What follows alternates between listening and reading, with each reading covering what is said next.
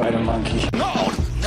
The diamonds are here! You greasy bastard! Where's my shoes? Sign your pity on the running time. Big and white and cruel and mean. Kiss my Converse. Easy, white chocolate. I wouldn't want you to melt. But you just have to give me twice as much blood! I'm coming. I don't want you to come.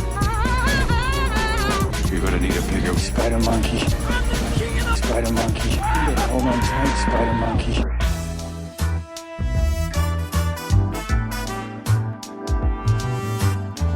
All right, and welcome to the Bells of Movie Night. I am Larry, and with me, as always, is my fearless co-host Isaac. How are you doing this week, Isaac?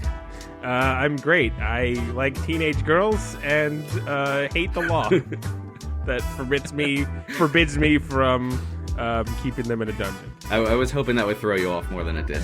I was hoping you would just like start crying and like spinning on the floor like Curly from the Three Stooges. Whoop, whoop, whoop, whoop, whoop. I mean, if I could get it on camera, I would. But I am, in fact, totally nude currently. Yes, I can see the air conditioner for my recording studio has not arrived. The glistening of pre-cum on the tip of your glands is marvelous. I know you don't watch a lot of anime, but sometimes there'll be like oh, look, who was that in the distance? And then there'll be like a guy, a silhouette in the distance, and there'll be like the camera lens flash, like, and I just imagine that, but it's still the tip of my penis from the pre-cum. This is really terrible. No wonder we stopped doing this. Oh, man. So yeah, we are the Bells of Movie Night. We've been off for a couple weeks. I had COVID I was sick. As the fiddle. Yeah. That's an expression, right? Sick fiddles are pretty sick. You ever see like a sick fiddler? I don't mean like ill. I mean like chronically ill and the product of incest in the Pine Barrens of New Jersey.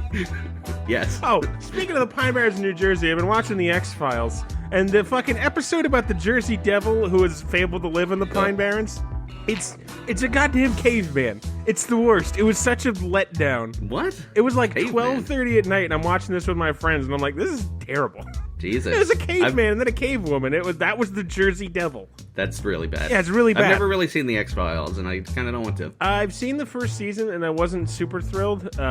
The people I'm watching it with, they're like... The one guy, I think he's like 50, and he watched it when it came out and was like an emphatic fan, so he is super duper into it. So it's been interesting to hear, like, a perspective of someone who was like fabulous, like was patterning his wardrobe after Fox Mulder, for example. So that's been interesting, but yeah, no, fucking that episode, it's like season 1, episode 5. It's a real piece of shit. Good God. But yeah, so sorry we've been off for a couple of weeks, but we are back in action. Isaac had COVID, and I just decided that I hated every creative thing I'd ever done and was actively trying to sabotage myself and couldn't bring myself to do anything creative. So I apologize for that, for not even updating you, because the thought of plugging in the microphone was making me sweat. Well, I'm glad you're feeling better. Well, now I'm just sweating because of the heat. The glistening glands. Okay. Yeah. Stop talking about my glands. They're sensitive. You need to direct your hate outward into the world. Yeah. Get its greasy little fingers all over everyone else. You've heard my hate. It's a powerful force, and when it is turned inward, it just compounds upon itself. It's really terrible. Be careful. No one will hate anything. I will never hate anything more than I hate myself. Don't worry. Okay, so we are the Bells of Movie Night. We make each other watch terrible movies and go over them in painful detail, and God damn it, I don't want to do today's episode. Oh man, this worked out really well for me. Yeah, do you want a fucking smug grin on your face? Listen, the prequel to your movie was not as bad, apparently. Yeah, surprisingly. Sequels aren't better, usually. Yeah. The Paul Blart sequel was not a secret gem. It's not the Terminator 2 of the Paul Blart franchise. God damn it all. But yeah, find us on Facebook, find us on Twitter, send us an email, bellsofmovienight@gmail.com. We would love to hear from you. And do all the good podcast stuff. Rate, subscribe, leave a review if you're feeling frisky, and recommend us to your friends, your family, and especially my grandmother ears. She can get it. And check out our website at theearlybeard.com, where we occasionally post things when we don't hate ourselves or are sick with COVID. I have ideas for 3 things I have to put together and put on the website. I have ideas for maybe 1.5 things that, all right, I'll get there. Yes, so there's some content existing already, and there will be more. We promise. But today we are, well, I am. Yeah, you are. Reviewing Paul Blart Mall Cop 2. Paul The Blart, sequel to the stupidest movie that ever stupided. Paul Blart Mall Cop 1. Even so, yours is, what's the subtitle? Even Blartier? No, there's no subtitle. At least he's not in a mall. I don't know. I guess that helps. Yeah, isn't that seems dumb, right? Shouldn't it be like the Mall of America? He's at a mall cop convention in Las Vegas. Oh, I'm aware of where he is. Yeah. Okay, so yeah, before we get too far into it, there is a podcast about this movie Yes. that you have listened to a lot and I have not. What's the title of it? I Till don't Death remember. Do Us Blart. Um, It's an annual podcast every American Thanksgiving where they will review Paul Blart Mall Cop 2 until the death of the universe. And it's by the guys from the Worst Idea of All Time podcast, where they basically just watch the same movie every week for a year, and also the McElroys, which they used to be funny, but I think Till Death Do Us Blart is hilarious. It's always delivered. So we're in a bit of a unique situation where Larry actually knows the plot of this pretty well because of the podcast. Exactly. I've never seen it, but I've heard this podcast. I think I've listened to the whole, and it's only they've only done it for, I want to say, 8 or 9 years now. So there's only like 9 or 10 episodes. But I have listened to them on more than one occasion. So there's certain elements of the plot that I'm familiar with from hearing like Griffin McElroy talk about the glue gun, the sticky mess that shoots glue foam. Oh, I'm getting hot already. Yeah, so this is an odd scenario because I haven't seen it, but I'm intimately familiar with certain details. But you've seen it, Isaac. I hear you liked it. I did not like it. Oh no, nothing of the sort. Oh, that's No. terrible. Yeah. So it came out in 2015. Budget was 35 6 years after the original Paul Blart. Mm. After the cash cow that was Paul Blart 1 had rested beneath the waves like Godzilla. Cash cow. Budget was $35 million. The worldwide gross was $107 million. This made money. They make money. I think it's just like a family outing, I guess. I don't know. Fat man flopping around. I mean, people like Kevin James for a reason I don't understand. Yeah, exactly. This is our third Kevin James outing, I think, now. Yeah, because we had that You had stupid International Netflix Assassin, original. which didn't turn out Yeah. to be as bad as I had thought, but still was pretty bad. Yeah, I don't know. Kevin James is weird because he's got glimmers of talent, and that's it. Yeah, I feel like he's not untalented. He just picked the wrong career. Like, I don't know. I don't think comedy was his forte. I don't know. Maybe it's just... Maybe he, like, fulfills a comedy niche that just fits, like, a certain percentage of middle America that we're just not interested in. Like the Ray Romanos of the world. I guess. And I think there is a 350-pound hole left when Chris Farley died in the universe that Kevin James, I guess, is kind of filled. Let me correct you. He is trying to fill and is not succeeding. Well, exactly. How dare you, sir? Yes. I'm not saying they're anywhere close in talent. Chris Farley and the one, and as much as I'm not the world's biggest SNL fan, the one SNL sketch where he's doing the van down by the river and he's standing there with his legs spread and his arms pumping, saying "Get your life back on track" is like still one of the funniest things I think I've ever seen a comedian ever do. Yeah, he was a treasure. The Kevin James, not so much. He's not a national treasure. He's like, if Chris Farley is literally a treasure, like a chest filled with gold, Kevin James is like finding $20 on the street. Like, okay, cool. Yeah. I don't see Kevin James and immediately get upset like I do with some people. But yeah, I'm never excited to see him. No, and we're not going to be here. So yeah, it's a 94-minute runtime. IMDb, it's pretty low. It's at a 4.4. We're usually between a 5 and a 6. Yeah. Rotten Tomato critic is 6%. Somehow some critic liked this. I don't understand that. Rotten Tomato audience is 33, which is also pretty low. I think the quality of the critics can sort of vary wildly. I think when it's just one, I think if you look it up, it's going to be like, Chris Toombs of the Chicago Tribune.com, like Sunday edition liked it, I wonder if sometimes people, like critics, will pick a movie that everyone knows is going to be bad and give it a positive review just to get clicks. Do you mean to tell me that film reviewing, a world which invites the most pedantic of human beings, is Like gonna. us. Well, yes, that was why I was referencing it. Yes, is going to invite a certain level of people who might just be doing things for attention. I don't believe you, sir. So my score for Paul Blart 2 is 10 out of 10. Best movie I've ever seen. Well, it's just fundamentally untrue. It's like saying the not. grass isn't green, the sky isn't blue. So we get opening credits over epic hero music with a sweeping, majestic shot over shitty CG security guard badges. It's very stupid. It would have looked good if the movie was made during the Clinton administration, not 2015. God damn it. 2015, like, in some ways it seems like long ago, and in other ways it does not seem like that long ago. Yeah. It's almost a decade ago. 7 years ago. Yeah, we're getting old. Oh, I gotta learn to embrace the grave. We open with footage from his wedding to his squeeze from what I presume to be the last movie, and immediately cut to him getting served with divorce papers at his front door. Oh, what did I call it? Wig Girl? Did I have a more clever name than that? I think it was Wig Girl. That sounds right. She was a wig salesperson. She had a wig store. And yet somehow Kevin James never put on a fucking wig in that movie. Ew. How do you have Kevin James in a family goofy comedy with dating a woman at a wig store and he does not put on a wig? He's got a wig in this movie. I hate Paul Blart. The Paul Blart franchise is ruined.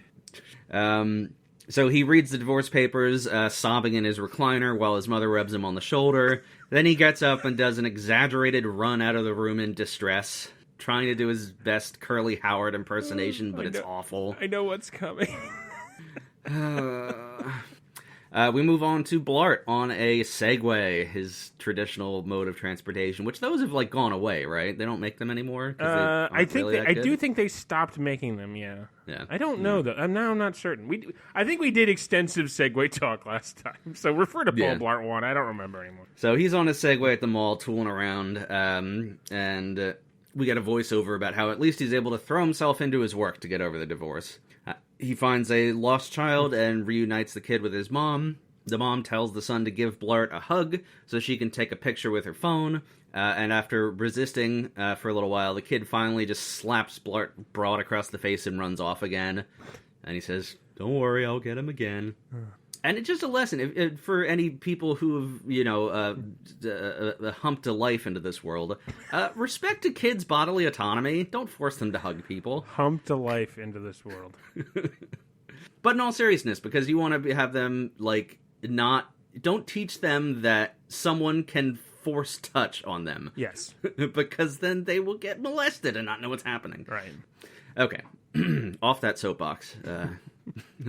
Molestation is bad. Yeah, well, that's a bold stance to take. But what the Battles of Movie Night does say that molestation is bad. Please don't do it. We got stickers. We do have stickers. The voiceover then states, "At least through all of it, I've always had my mom." During which we're watching her step off the curb to pick up her morning paper and promptly gets run over by a milk truck. And now, as someone who's had a loved one get run over by a bus, I kind of found this hilarious. I kind of like this gag. Oh my god, I've actually forgotten about that. Now I feel bad for laughing, but at least you find it hilarious. No, it's funny. It's a gag that comes up way too often. But if you get the timing right, like they do here, it just always makes me laugh. So speaking of getting the timing right, the 1 year. One of the McElroys in the other podcast, watched Paul Blart Mall Cop 2 set to Dark Side of the Moon. Oh, I've heard that's a thing. There's a video you should go watch. It's called Blart Side of the Moon. It's on YouTube. They just cut together all the times he points out that the movie and the soundtrack fit up, and then someone actually did it. And in that, the mom getting hit to the milk truck is when the opening song on the album, the first word when he sings it is when she gets plowed by the truck. Yeah. Oh man. Yeah. Oh, Jesus. Okay, so that's probably the high point of the movie. The high point of the movie was the first 2 minutes. Yeah.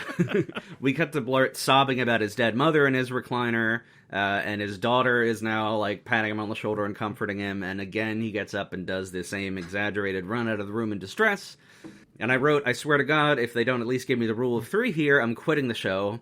And they did not give me the rule of 3. They only did this twice. It's a stupid gag, but at least do it right if you're going to do it. So I've officially quit. This is the last episode. Well, all right. I guess I'm off the hook for Jay and Silent Bob. Well, okay, next week's the last episode. Yeah, it's funny how that works. Blart is opening a letter at the dining room table while his daughter is opening a letter upstairs in her bedroom. It turns out he's been invited to some, security guard mall cop convention in Vegas. Fucking, like, those exist. They probably while do. hers is... God, They probably do, man. They're, like, what I've learned about working for a corporation is you can have, like, a group for anything. I can't believe any part of this movie is grounded in reality. My company wins awards from groups that I'm like, that group cannot have more than 3 members. There is just no way. What, like the license plate screwers on of America? I mean, probably. Probably. That's probably an award category somewhere. So his daughter's letter is an acceptance letter to UCLA. So they both squeal in delight. Where is UCLA? California. California, okay. I forget exactly. I guess probably LA, I guess, right? Okay, LA, yeah. All right, that makes a lot of sense. I don't know for sure. I feel like it might be a little further north. I don't know, because people always use the abbreviation, and it occurred to me at some point that I'm like, I don't know where that is. I'm not going to look it up. Definitely California. Okay. But, all right. So, yeah, we get to see Paul Blart squeal in delight, which, God, that little piggy of a man. So she runs downstairs.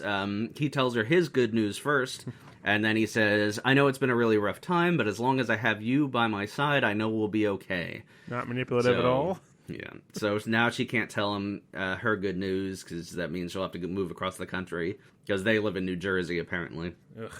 Yeah, Who the fuck lives in New Jersey? Worst state in the union. I got tricked into coming here. She then looks sad and says her good news is that she just remembered they have some baked ziti in the fridge. Paul Blart, frowns at first, like he doesn't believe her, but then gullible fat man is easily deceived by ziti, and he squeals in delight. I was just about to say that I would murder a tray of some baked ziti right now. Are we going to relate to Paul Blart more than we should? No. Listen, I'm familiar with his first adventure, and like I said to you before we started recording, one of my prouder bits on this podcast is the point where I was screaming, kill Paul Blart, at basically the top of my lungs in the first episode. So, no, I will not be relating to him, although I do love me a tray of ziti. You're relating to him? I'm relating to a love of ziti that is runs thick in the cholesterol-riddled veins of the fat of this country, of which I am one. I'm just saying the Venn diagram between you and Paul Blart now overlaps. I mean, if it overlaps a pube hair, I hardly think that counts. And we also overlap by being white. I mean, really, come on.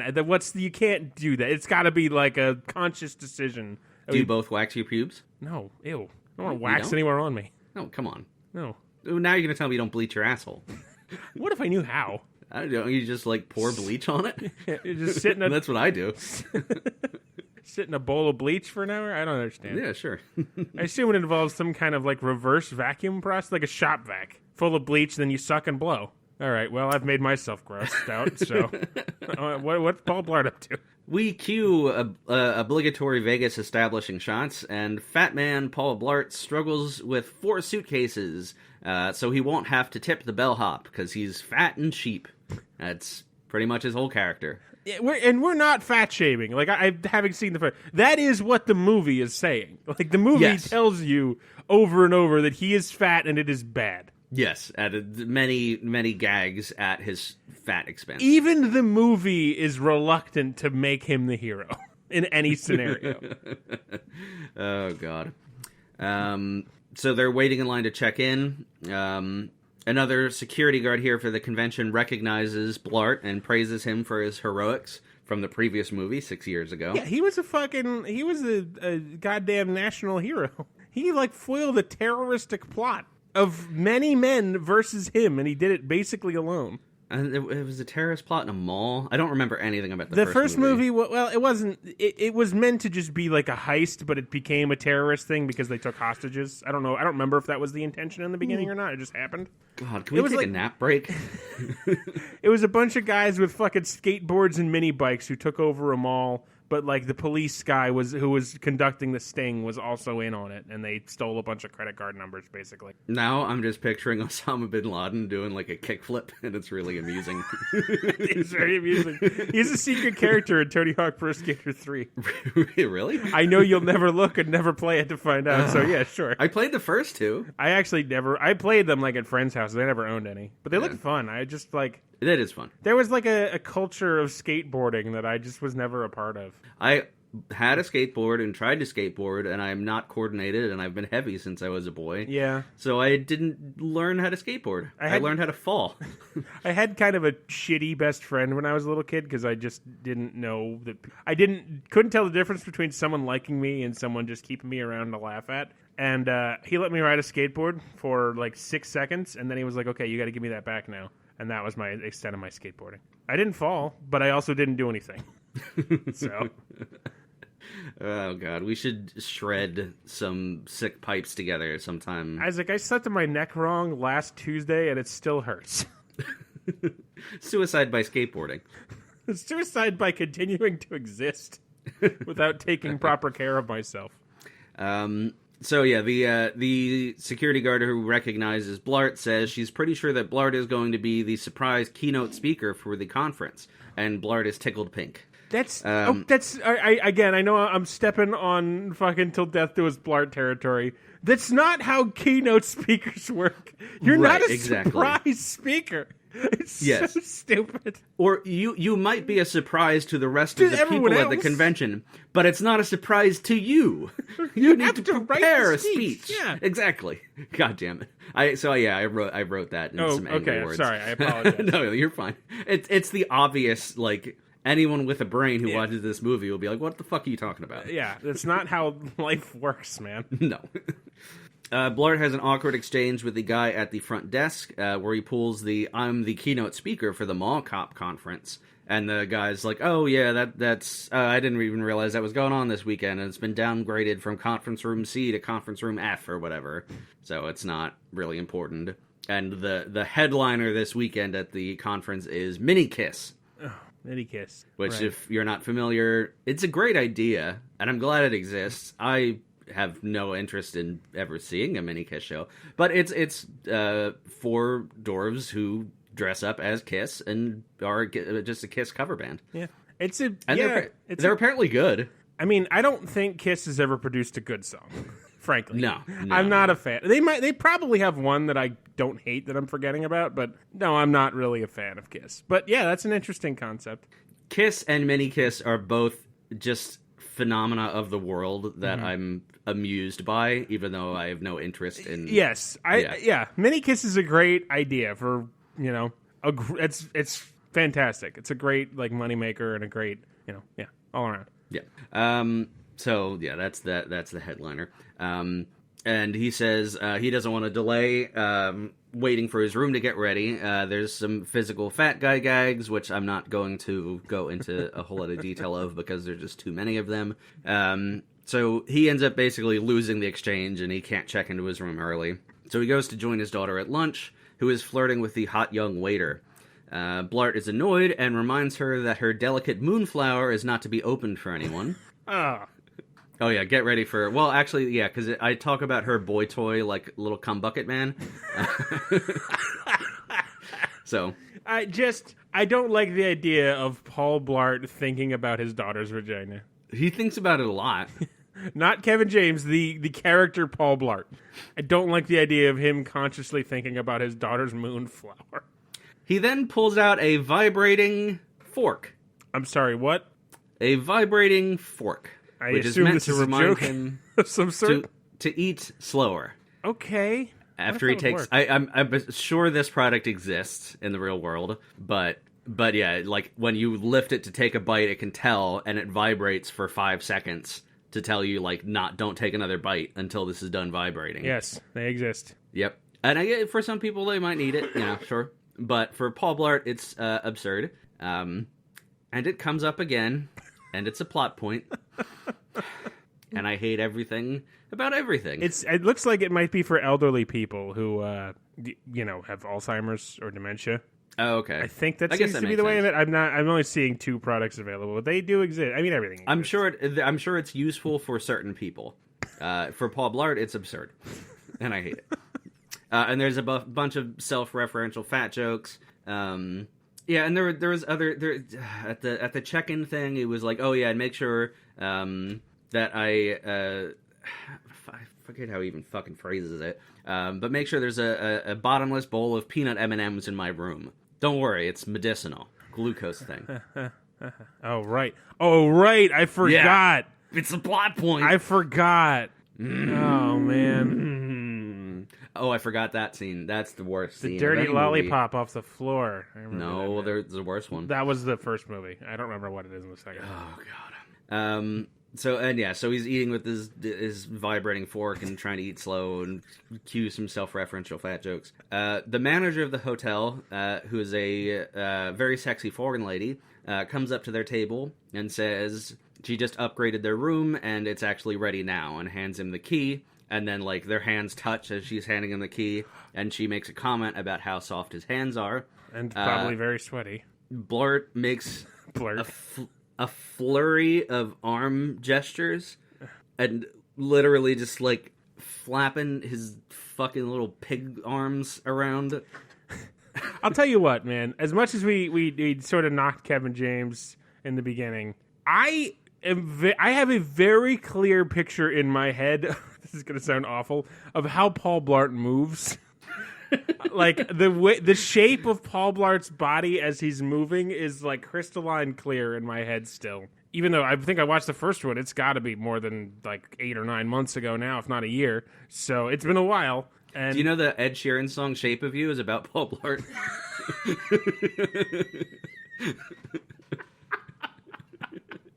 He's got some weird fetishes, if you couldn't tell by his mouse face.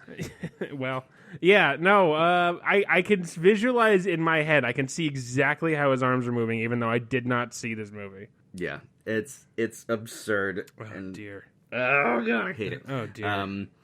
And then says with... You funny motherfucker. He says with what I assumed was deluded pretension that he's not interested in her advances. Motherfucker. And I hate this plot line so much because it runs throughout the whole film. You look upset. I love it. I'm really upset. I'm wet. Oh. I'm hysterical and I'm wet. So the sexy manager goes and meets with her sexy foreign male counterpart. And it seems like they're on the team of bad guys, but I guess she's not a bad guy, but he is involved with the bad guys, but he ends up having a face turn later. Okay, sure. The manager goes to greet some creepy-looking dude and his goons in the front lobby and escort them up to their suite. Then after she, like, shows them to the room, she leaves, and the goons have a whole bunch of guns and crates of equipment. And one of the hacker goons pulls out a stupid futuristic laptop that, like, unfolds automatically and, like, extra monitors flip out, and it looks so stupid. Again, referencing another podcast, but they talk about that thing probably over the course of 9 episodes for over an hour. They complain about that. Just because every year they remember it exists and just get re-angry. It's utterly absurd. I need to see. I haven't seen it. I need to go look it up. Yeah, I should get you a timestamp. Well, no, I'm never going to go back and watch any part of this movie again. I really want you to. So, yeah, and the main hacker guy hacks into the casino's mainframe or whatever. I don't know how the things, but yeah, he's in. He's hacked his way in. Blart's daughter puts on a one-piece swimsuit, perhaps the least revealing swimsuit that's been manufactured in the last 95 years, and says she's going to hang out by the pool. Blart freaks out and slut-shames her, effectively telling her she's not allowed to hang her sweet flesh out for the wolves. Oh, God. Again, I don't like to think about Paul Blart thinking about his daughter's vagina. Yeah. It's very unsettling. He's all about it. He's all about protecting it.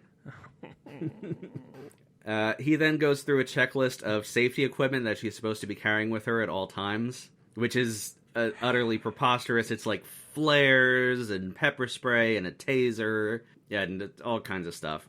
Yeah, do you get it? Do you get the joke about Paul Blart? Do you understand? Do you get his whole character? Security. Yeah. He's all about It's almost like he takes everything too seriously. Yep, and he's fat.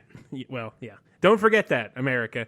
Paul Blart is fat, and you should hate him. And his daughter's vagina is no entry. Exit only. I guess. It's a self-cleaning mechanism. Yep. Mm-hmm. Let's not call vaginas mechanisms, Isaac. It's a mechanism for love. Even if you could technically make it accurate, let's just not do it. I heard on a reputable podcast that, and you're not going to believe me, and I don't know if I believe me because I haven't done the research, but supposedly vaginas can taste certain things. I've actually heard that too. Garlic being one of them. In fact, is it the same podcast? Is it Fuckface?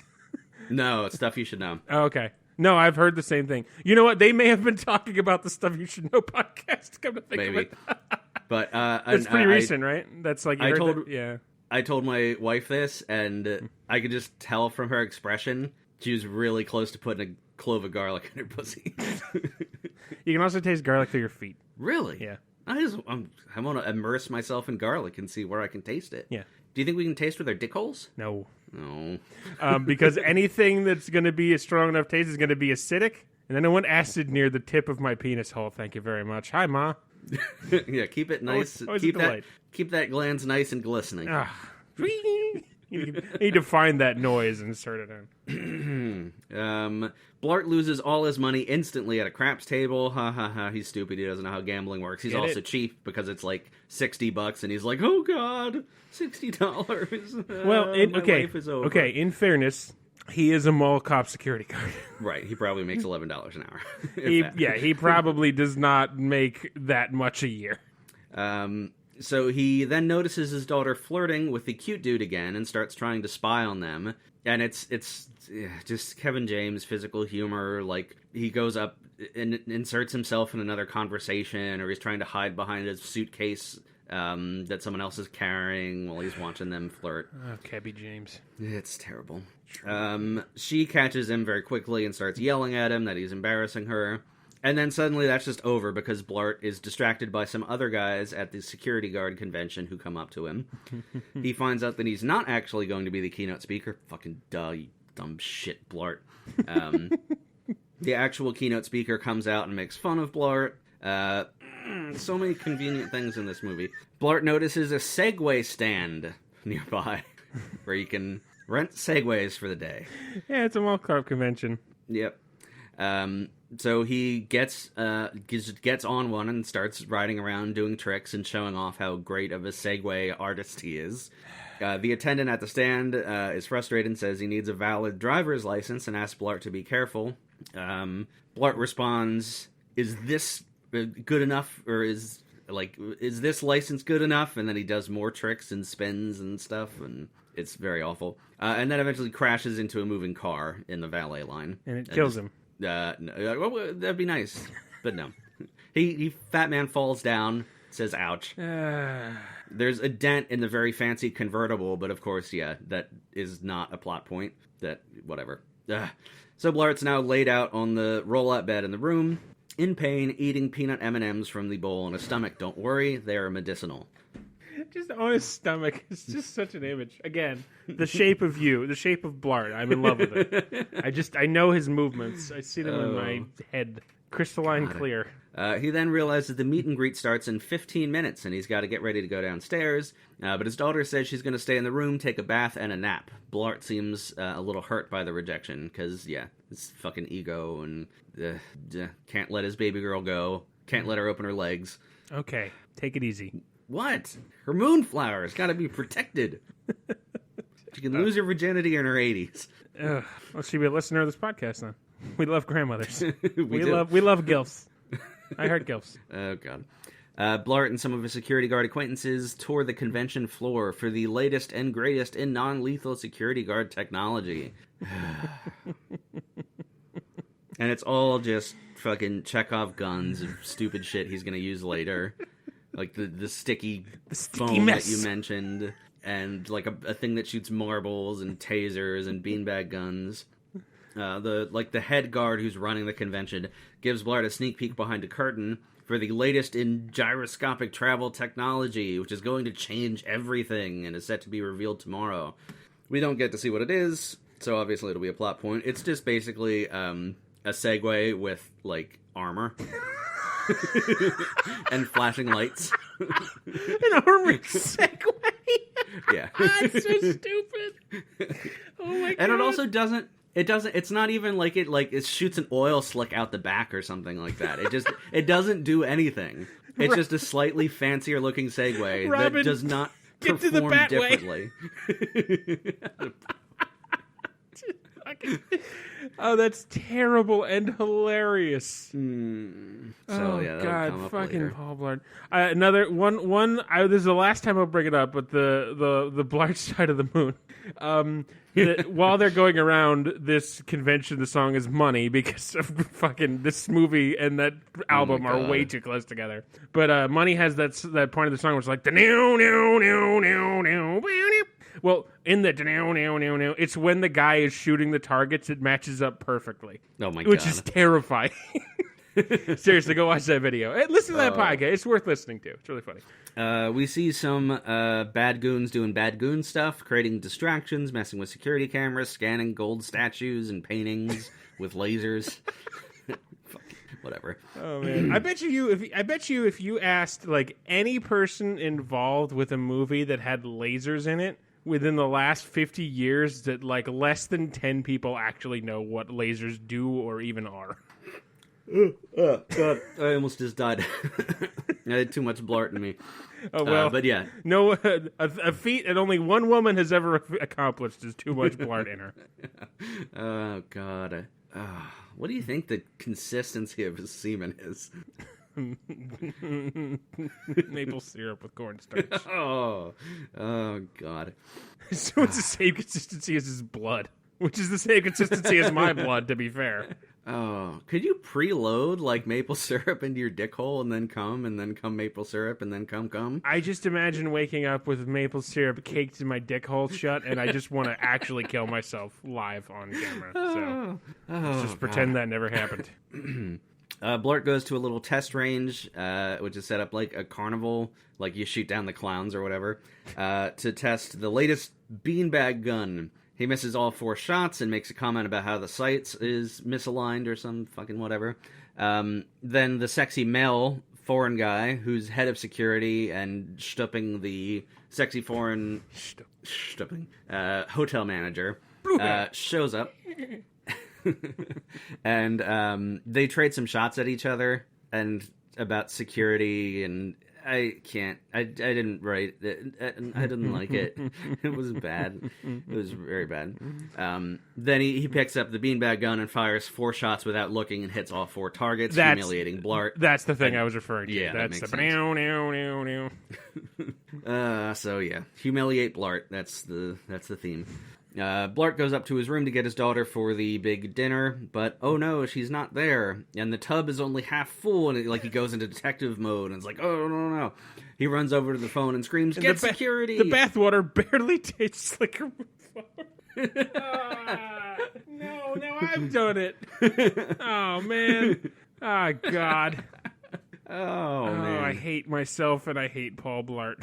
I wonder if a bathwater sommelier could tell the gender of who bathed in the tub was. I mean, the many people who have purchased and drank Belle Delphine's bathwater can tell you. Oh, I forgot about that. That's another that is what we're talking about. That like I'm just glad exists. Oh, Mini Kiss and Kiss. Yeah. The fact that Belle Delphine sells bathwater just amuses me and makes me happy and sad at the same time. Oh, and I would never purchase her bathwater. But I'm glad that she sells her bathwater. Yeah. I mean, the Pope sells his bathwater, basically, right?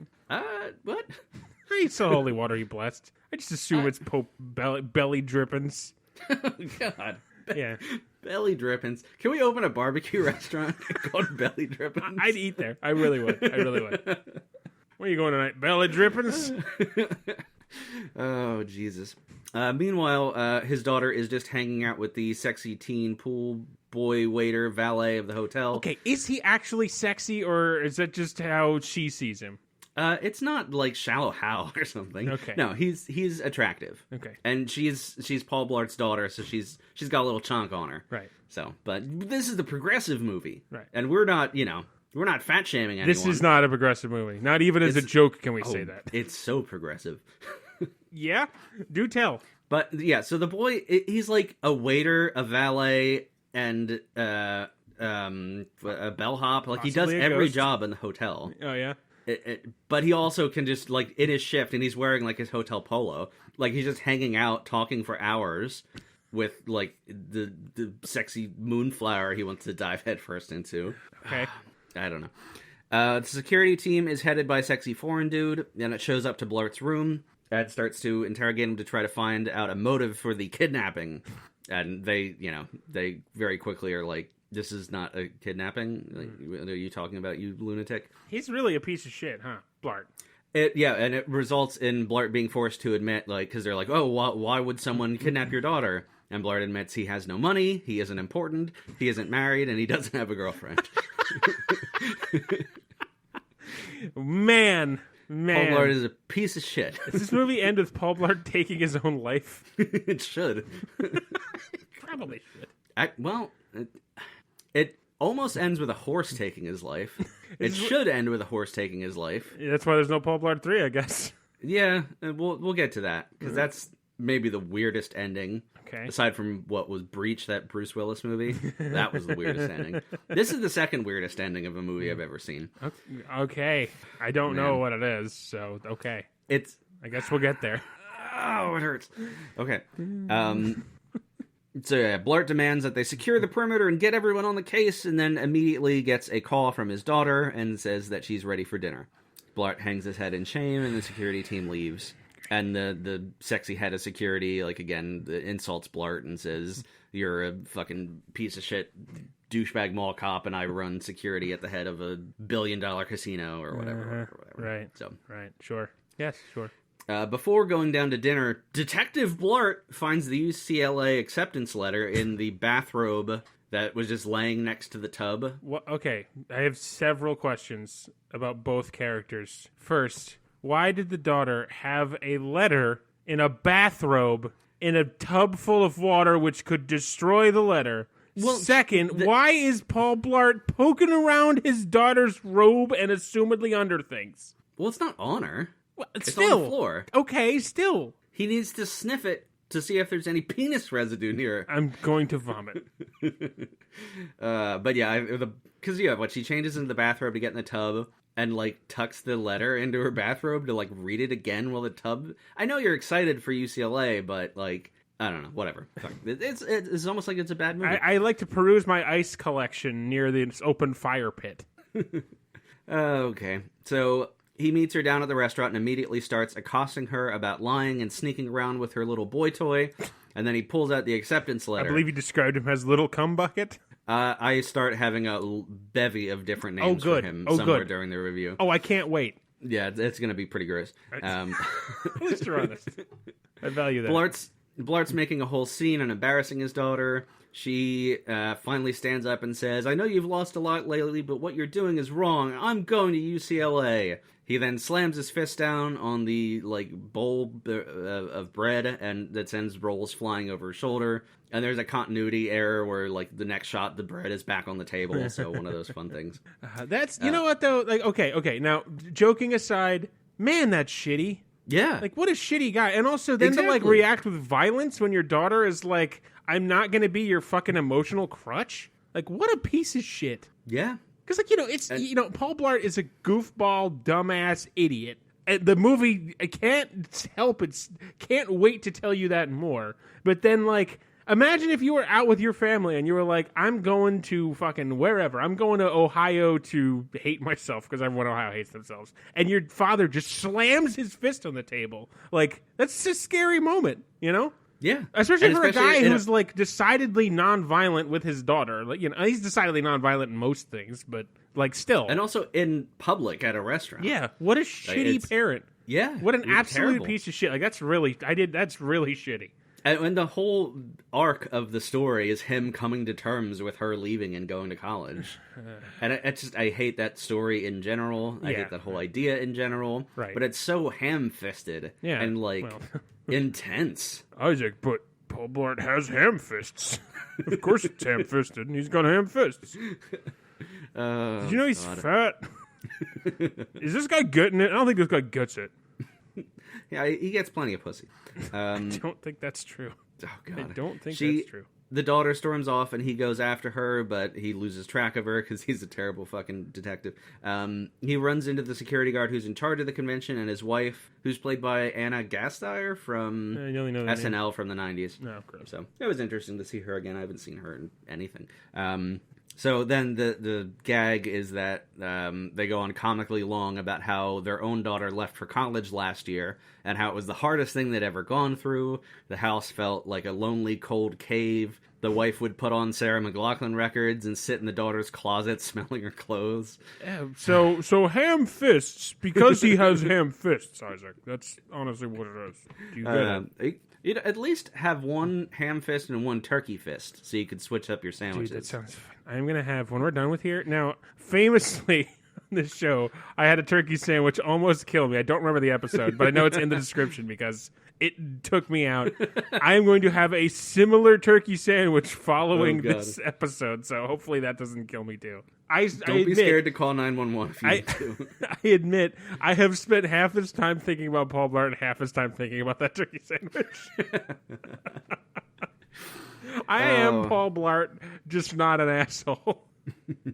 The couple goes on and on about how they never could have gotten through it alone, and then the wife pats Blart on the shoulder and says how much he's looking forward to meeting his wife, which of course he doesn't have a wife. Yes, he's a lonely piece of shit. Reminder, by the way, from the first movie, the mother of Paul Blart's daughter was a Mexican immigrant who married Paul Blart for a green card. I think the implication is they fucked once, produced the daughter, and then she just fucked off and is never mentioned again. Purely so that they could have a picture of Paul Blart and a very large Mexican woman on a donkey together. Yep. That is the entire gag there. Because you had to give him a daughter, but he has to be alone. He has to be alone so much that they take away the entire love story of the first movie but he was divorced after 6 days, you said?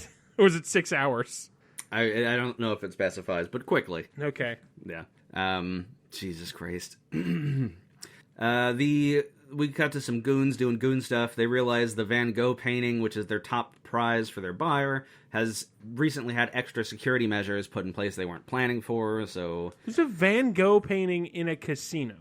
Yeah, the whole thing, they're stealing art. What? This just sunk in. There's a Van Gogh in a casino? I think casinos in Vegas have, reasonably nice art sometimes. But a Van Gogh. I mean, it's not Starry Night or one of his sunflower things. Okay, but still.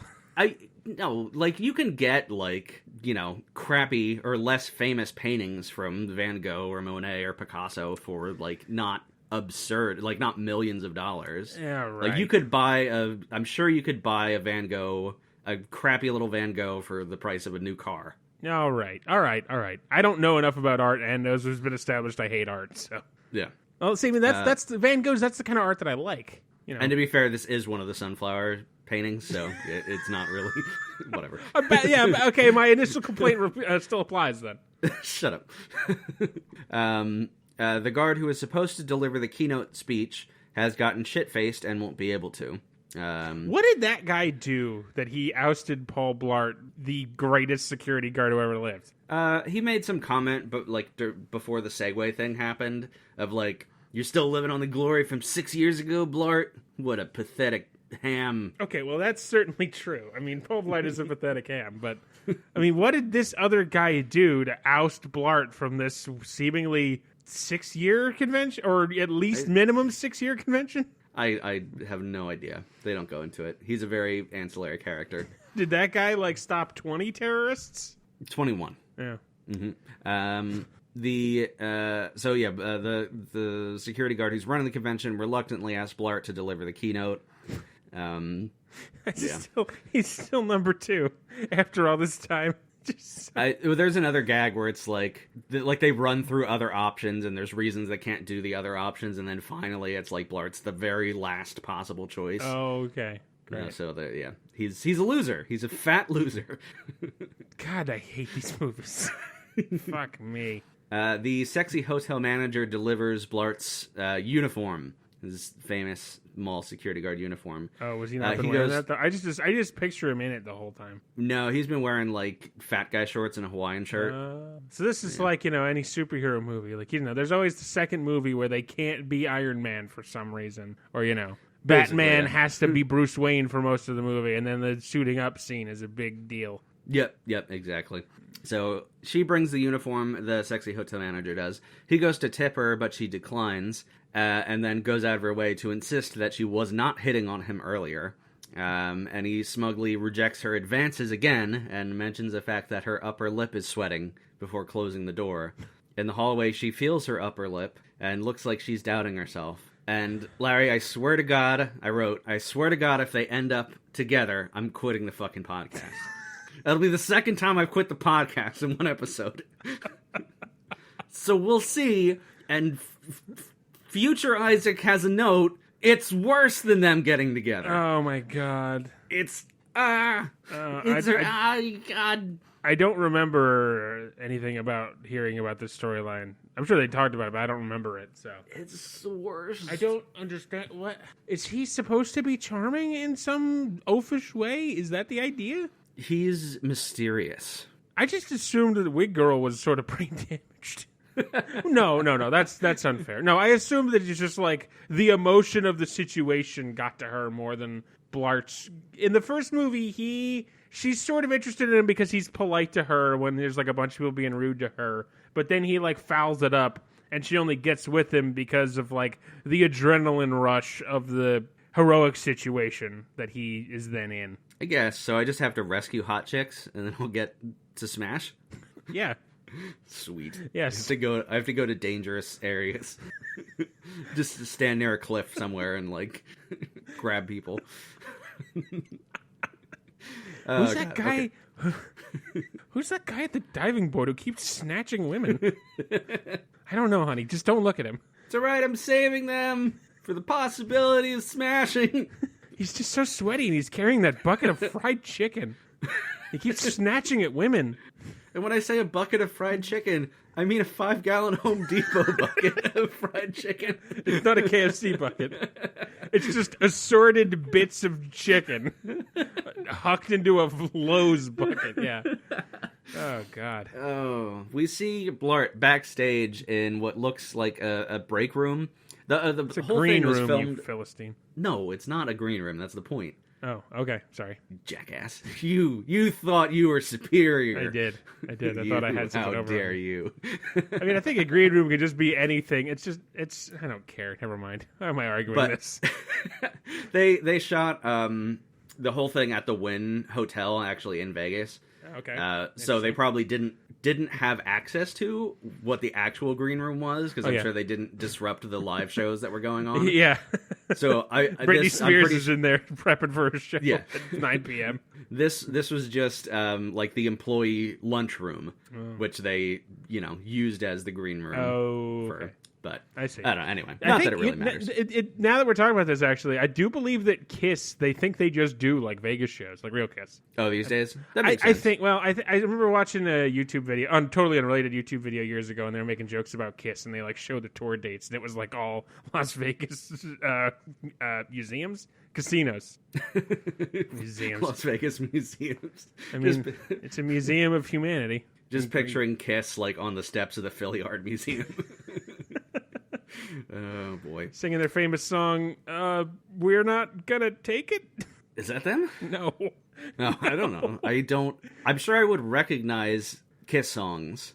I'm sure I've heard them before, but I couldn't tell you. I'm sure there's like one or two I could think of, but god damn it if I can't think of one. I've been trying to think of one as a pun this whole time, and I really can't. Just gonna look up famous Kiss songs. Let It Be? Did they do No. Let It Be? Rock and Roll All Night, gross. I Was Made for Loving You. Okay, I Was Made for Loving You. That's the one I don't hate. actually, now that I'm thinking about it. And then Love... Okay. Oh, Detroit Rock City, gross. And Love Gun. I remember Love Gun. Yeah. I don't like Kiss. No Kiss. I was made for loving you, baby. Yeah, that's the one I don't hate. I knew there was one. Okay. So Blart's trying to psych himself up for the speech, but he ends up giving himself a panic attack. And this is the weirdest scene in any movie I've ever seen. So he goes outside for some air, ends up in a very pretty indoor garden with spectacular landscaping and beautiful lights and foliage. Yes. Blart is alone in the garden, besides a man in a tuxedo playing gentle piano music on a very large grand white piano. Mm-hmm. Blart sits down on a bench and starts calming himself down.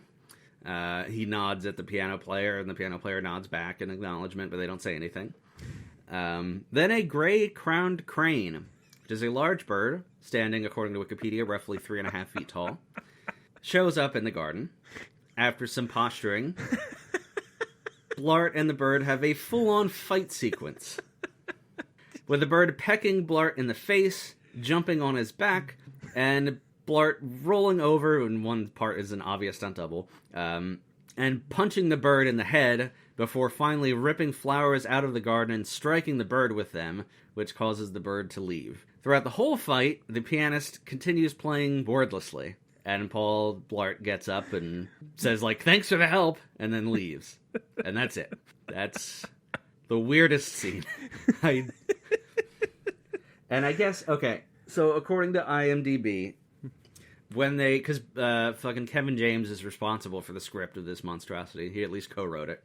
And they had an idea for a character called the Shadow Man. Okay, Isaac, I want to let this go, but that is from Till Death Do Us Part. No. This is real. It's from they made it up. They made it up and then referenced it the next year. Oh, hey, thanks for adding this to IMDb, guys. Oh, yeah. There's a few. I'm disappointed. There's a few of the trivia pieces in here that are from that podcast, but again, okay. It's more incentive to go listen to it. It's very funny. No, yeah. they make a joke that this guy, just like him playing the piano, like passively, while Paul Blart is essentially getting murdered by a crane that is just there, that he is the Shadow Man manipulating every aspect of Paul Blart's very existence in like a never-ending cycle of torment. It's very funny. So I'm sorry that is not real, but no, Kevin James is not so that clever. It's just fat jokes all the way down, Isaac. Oh, man. But yeah, what I read, which is obviously a joke, yes. but that they supposedly plan to have this god character throughout the movie tormenting Blart on purpose, which would have been great. Yeah, another one of the trivia pieces that I love, and again from the podcast. In an earlier cut of the movie, it was made explicit that Paul Blart was an indestructible man tormented by his inability to die, as he lost everyone he ever cared about. It was cut for time and can only be seen in bits and pieces throughout the film. When you watch the same movie every year, you're doing it with a bunch of technically comedians, but not really technically comedians. It gets funny. I think we would have the same sort of reaction. The idea of watching a movie over and over torments me, my dreams, but also I bet it would be hilarious. Yeah, I could see that. Oh boy, I'm somewhat disappointed. Yeah, I apologize. This scene is ridiculous and almost to the level. I mean, the choreography with the bird doesn't look good, but just the idea of the guy playing piano just letting this happen and not stopping playing piano. Yeah, this could have worked, especially if it was like not a bird. Why is it a bird? Else. Where did this bird come from? No. Do they just have like cranes wandering around this garden? They might. I don't know. Vegas has some weird shit in it. I wrote Blart tidies himself up, but I can't look at the word tidies without saying titties. Michael Titties. Fuck that guy. So he goes back to the lunchroom backstage. He tries calling his daughter for a second time. He tried to call her before to tell her that he's giving the keynote, but she's at a party with her hot little piece of man meat and ignores him. I wish someone would describe me as a hot little piece of man meat. Actually, no, I don't. Never mind. I was going to post on your, whatever, Snap Twiddles. I know the internet works. Twiddles. What are the kids doing these days? I don't know. TikToks? You have one of those. Yeah. Well, no, I'm a lurker. Oh, okay. I don't post. It's so creepy when you say it. I lurk. I eat my bucket of fried chicken and I lurk. It feeds me titties. Unlike my wife. How is your wife? She is fantastic. She did not catch COVID, you said. No, That's she good. is a COVID-free existence. So you two just don't see each other then? No, it was a weird thing because we were pet sitting at my cousin's house, and we were each doing like different days, so we actually weren't together. I guess for that's like 10 that's, days. As much It as I want to worked make a out. joke, that's actually very convenient. It really was. Now, did the pets recover from you sitting on them, or... Okay, I'm done. I'm sorry. The world's lowest hanging fruit. I apologize. My cousin and her husband do have the dog's testicles in a jar in their study. No fucking comment. That's... They're also the ones that gave me the speculum. You don't say. Yeah. You don't say. Mm-hmm. I find that upsetting.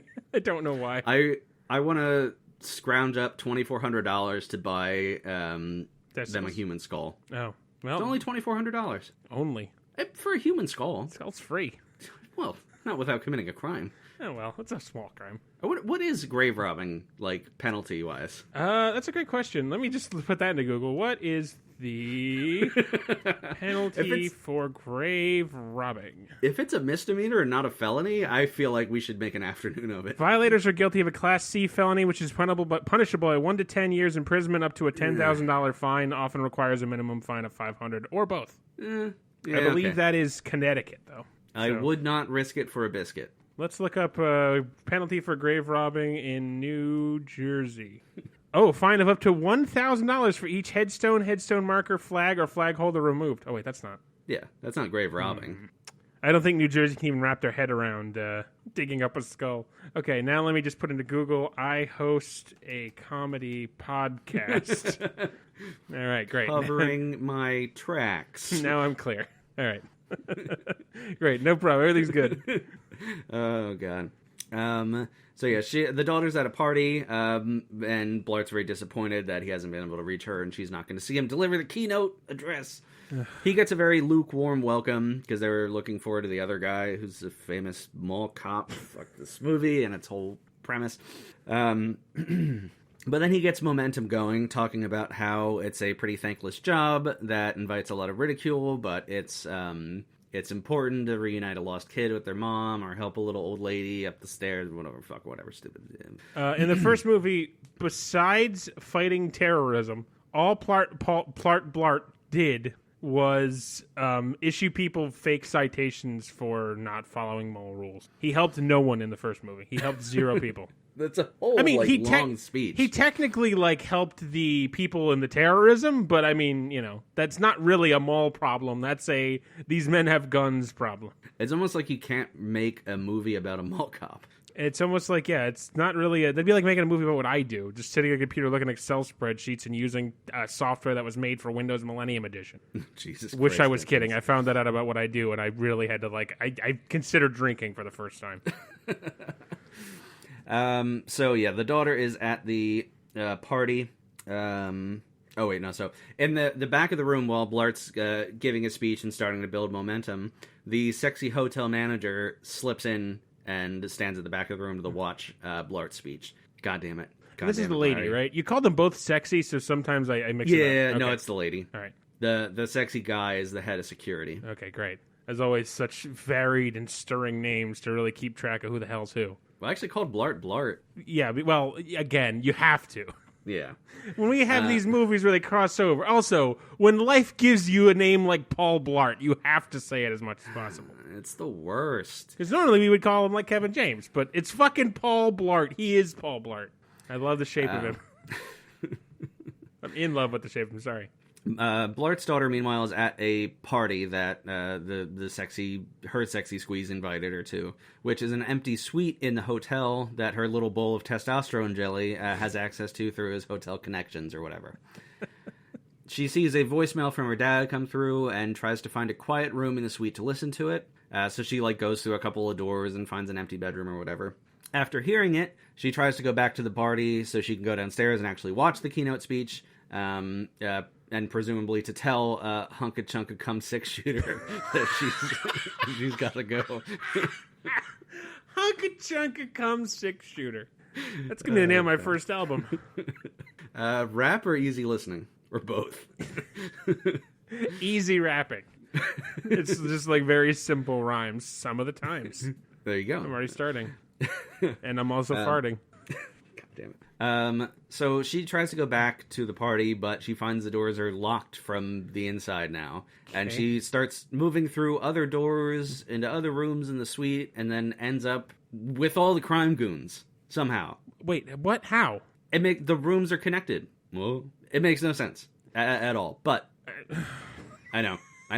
All right. The crime goons, with their crates of guns and Van Gogh paintings and futuristic laptops, are in a suite that's connected to teenagers having a party. Motherfuck. Why? Okay. Even assuming that that's a thing that makes any sense, which it doesn't. Why would they not lock the doors if you're committing crimes?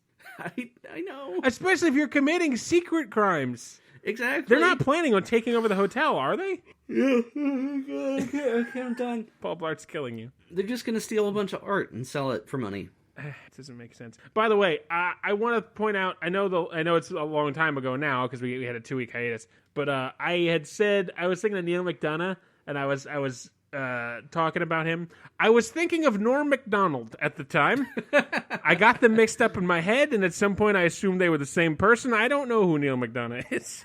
Turns out that's very amusing. I was thinking of Norm Macdonald, so yeah, forgive me. If you're a listener and you've had that hot burning thought on your lips ever since, it's been on mine too. So, Neil McDonough is the head bad guy. He's the actor in the movie. Oh, of this movie. Yeah. Yes. Okay, that's right. Because I looked up because I wondered if he was related to Martin McDonough, the playwright and movie director guy. Right. But they're not related. Although they kind of look similar. But he's got a good villain look. So the daughter runs up the stairs to the next level of the suite and locks herself in a bathroom and tries to call her dad, but he's in the middle of the speech. Suite is multi-levels? Okay, weird. That is sometimes the case. Really? I've never super fancy suites. I've never seen a hotel room with stairs. Maybe like 2 stairs from the door, but like that's kind of interesting. It's funny to think that in my entire life and every movie and TV show I've ever seen, I've never seen a hotel room with stairs in it. They do exist, because I looked up the actual hotel, because I was curious, because obviously it's just everything about this movie is preposterous. I'm glad we both share the same passion for finding out if the things we think are ridiculous are actually that ridiculous. But they do have multi-level suites. They just cost like $4,000 a night. So yeah, okay. So here music starts swelling over Blart's speech as it rises to its crescendo, and he gets a thunderous ovation, including from the goddamn sexy hotel manager in the back, who's clearly falling for Paul Blart. Mall cop. Just a big ham finger sliding into her axe wound. Jesus. Oh, God. Oh, man. Meanwhile, the goons break through the bathroom door just as Blart has called his daughter back. He has just enough time to hear that she's in the presidential suite. He tells her to use her pepper spray, but she fumbles and drops it, and the crime boss ends up taking her phone. And Blart immediately identifies himself and reveals that the girl is his daughter, which crime boss mocks him for doing so. Like, you just identified yourself, and let me know my hostage is very valuable. I'm just glad they're not doing like a Taken ripoff, unless they're about to do a Taken ripoff. I don't think so. I've never seen Taken, but well, you're familiar with the scene that it got spoofed a million times of like his daughter's getting kidnapped, and Liam Neeson ends up on the phone with the kidnapper, like, listen carefully, I have a very special set of skills. You never heard that reference, Stephen? Yeah, I've never seen Taken. I've never seen Taken either. I'm trying to remember if it's like a conscious reference. It's definitely like he says like, "Do you have any idea who I am?" And yeah, I don't know. Okay. He says I'm a great security detective brain. This movie better end with him getting riddled with bullets. Riddled by horses. Blart, who's running in a panic now, experiences an immediate sugar low. Glucose. He doesn't have his medicinal M&Ms. Yeah, if you forget from the first movie, Blart has hypoglycemia, which does not work how the movie portrays it working. In which, in the first movie, at one point he had low blood sugar and passed out and had to shimmy like a worm on the floor to a gross lollipop that was stuck under his desk. Well, I hope you're ready for a redux of almost exactly the same thing. I know I've heard what it happens, but I don't remember. It's infuriating. So he just collapses immediately in the midst of running onto the lobby floor, and then starts making snoring sounds into the phone, which Crime Boss is perplexed and like says, "Hello, hello, are you still there?" Because he was in the midst of like hostage negotiation or whatever. So then he hangs up the phone and tells his goons to move everything to the villa as this location has been compromised. Blart, now dimly awake, nearing a diabetic coma, slugs his way across the floor to position himself under a child's dripping ice cream cone. It's got a little hole in the bottom, and the melting ice cream is dripping out. And Blart flops his piggish corpus onto the marble. While pink drops of melting ice cream splash all over his shameless face as he flaps his tongue around, absorbing as much sugar as possible. So he gets an ice cream cum shot? Yeah. And it's like a close-up of his face of just ice cream dripping while his tongue is just flopping around. Listen. And it's like hitting his nose and his cheeks. Kevin James is Paul Blart and wrote this movie, so that's on him, man. Yeah. You got to watch Paul Blart have a small child cum ice cream onto his face. Congratulations. 10 to 10. Best movie of 2015. God. So, completely refueled and fine, he takes off running again. Yeah, yes. Yeah, I think he took one bite of a lollipop and was fine. Not how hypoglycemia works. Not one bit. As Blart gets into the elevator to go up to the presidential suite, we see a shot of him from, like, the chest up. And there's no one else in the elevator. And he says, floor 35 or whatever. And then the camera pans down to Minnie Kiss. Okay. Who's in the elevator with him. Okay. So they have an actual cameo in the movie. Do they do anything, or? They come up again. Okay. But no, the one just presses the button for him, and that's it here. All right. Does Minnie Jean Simmons have a long tongue? I don't know. They don't reference it here. A Minnie Kiss expert? I'm going to look up a picture of Minnie Kiss. Something to jerk off to later. I looked up Mimi Kiss, which is probably the name of a porn star, frankly. If it's not, it should be. Oh, yeah, look at those boys. They're good at what they do. Apparently. Blart's daughter's baby batter baker.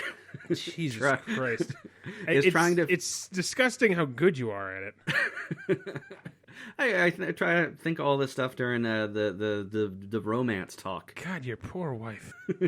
I felt bad for her before, but never until right now. Sometimes she pretends like she doesn't like it, especially when we're out at dinner. Yeah, I'll do it, huh? So yeah, he's trying to find the daughter to give her a gift, and ends up being caught by the goons as well, because he just sneaks off into the goon room. Fucking goon room. Nonsense. Blart finally arrives in the presidential suite, but the goons have moved everything, including the daughter and her squeeze, into the villa. What the fuck is the villa? It's a fancier hotel room. You clearly don't know anything about hotels. Larry. No, I clearly don't. Uncultured swine. I came into this expecting malls. It's not Paul Blart Hotel Cop.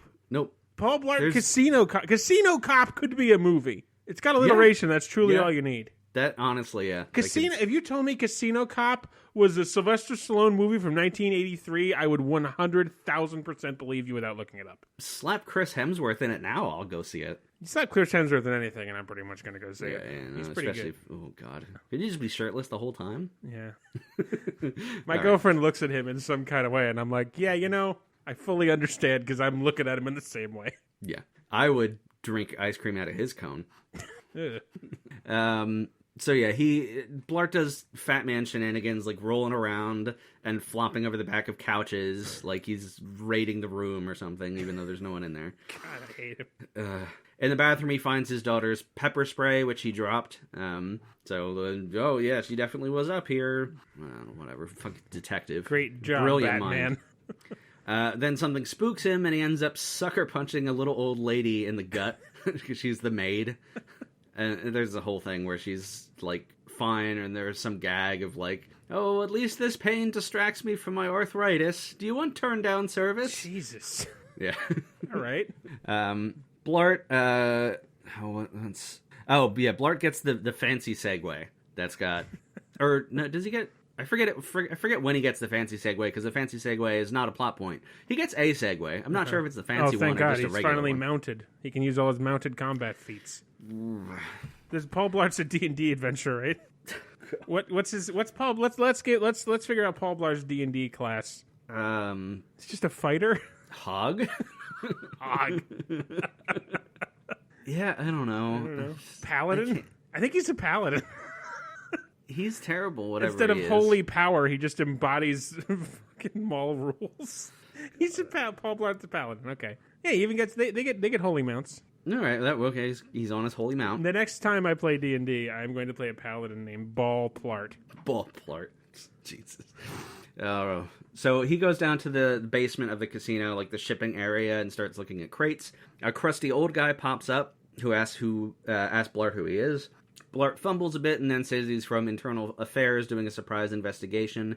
The crusty old guy then starts eating an incredibly over-ripened black banana. Yeah, the Death to Us Blart podcast, they love this bit, and I don't understand why.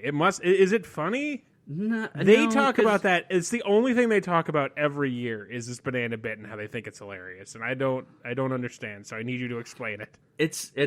I could see it working in a different situation. Just stop being mystified why someone's eating a banana that's so over-ripened it's pure black. Okay. But Blart just kind of begs him not to eat it and then makes sounds like he's about to vomit.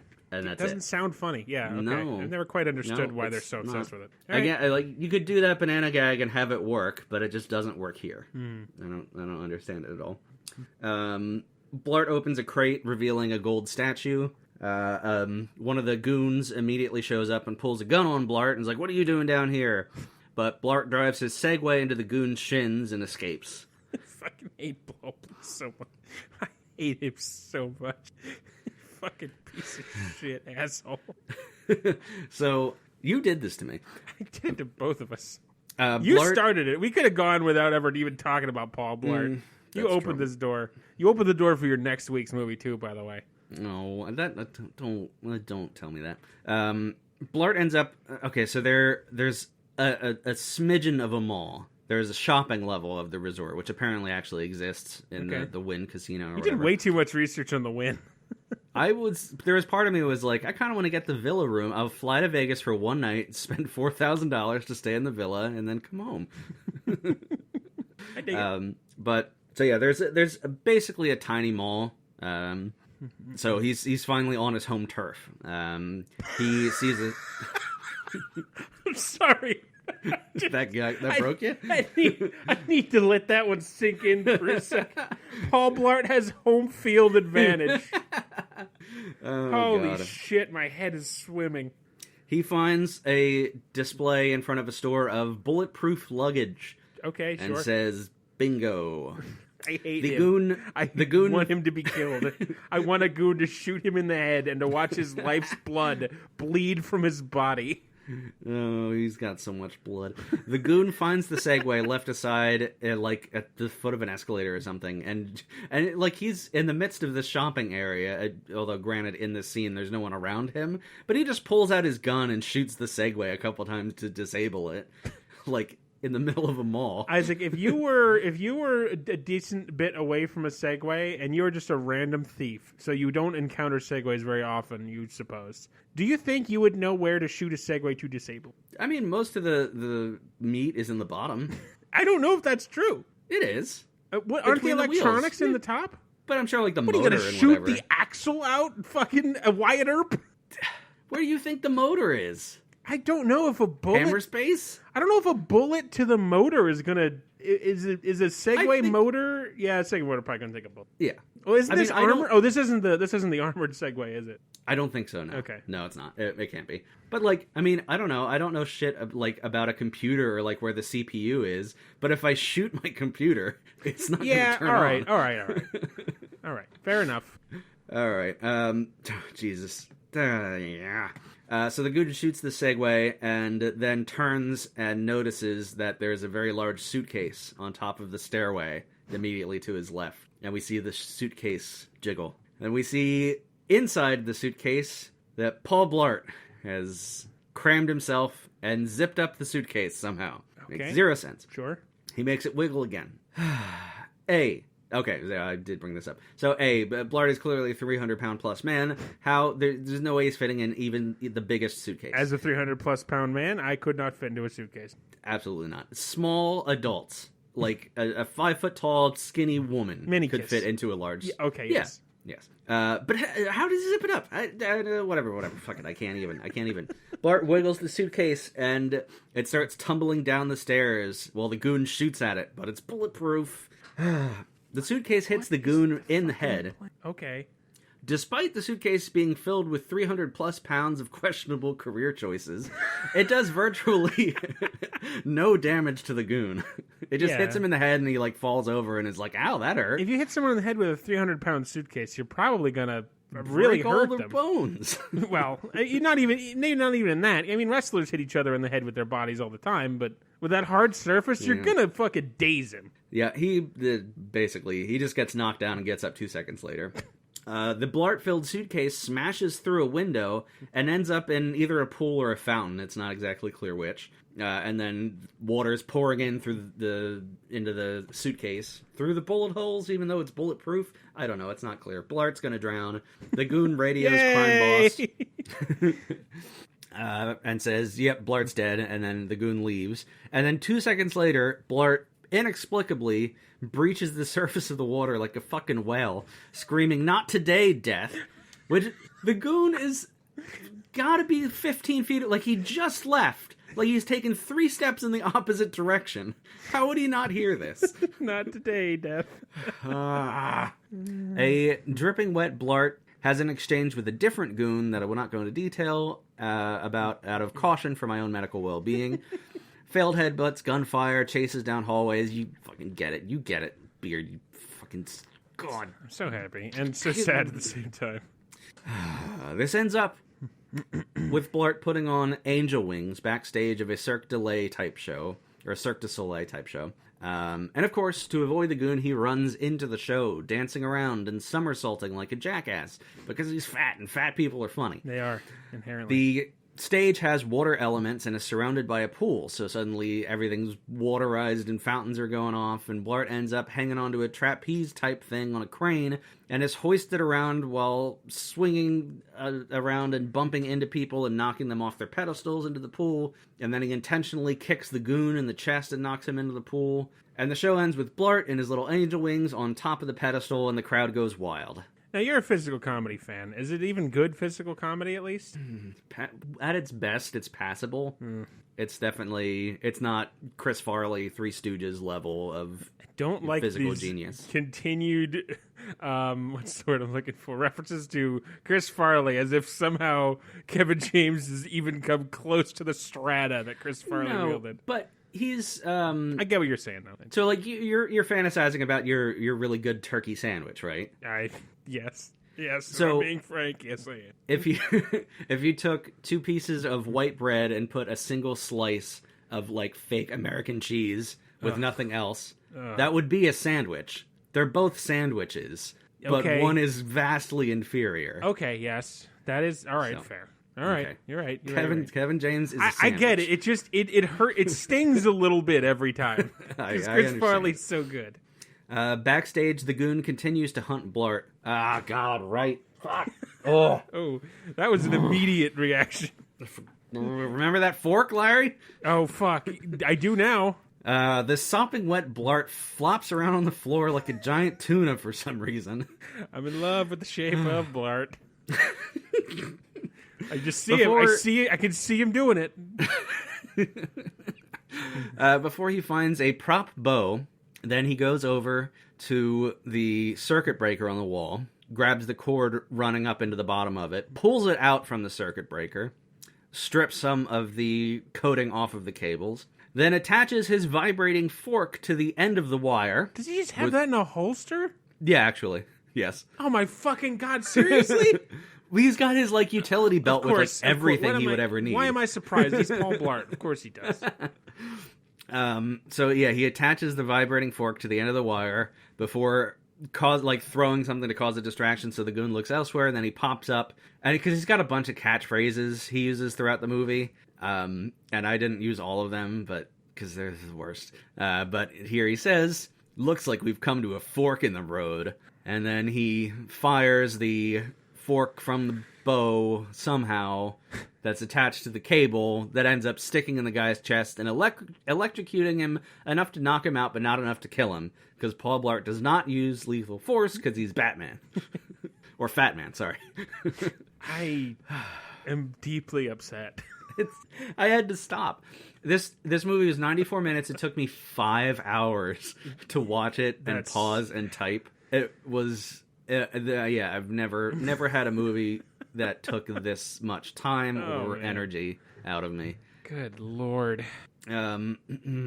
So he grabs, or Blart stashes a two-way radio on the goon's belt before fleeing. I forget how much I talk about this later, but then he uses it to, like, listen in on what the goons are talking about, and he impersonates people's voices and pretends to be the crime boss and misdirects people. You hate everything. I hate everything.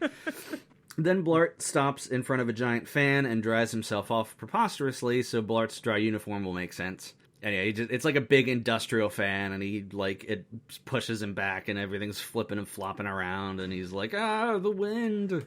Okay. Good movie. I don't think that's true. Blart finally figures out, because he found like a gold statue in the one crate, but it takes him until now, and he's got this whole thing where he's like, I don't know what's happening, what are these goons doing? And he's like pounding his fists on a painting hanging in the lobby, and he's like, oh, they're stealing art.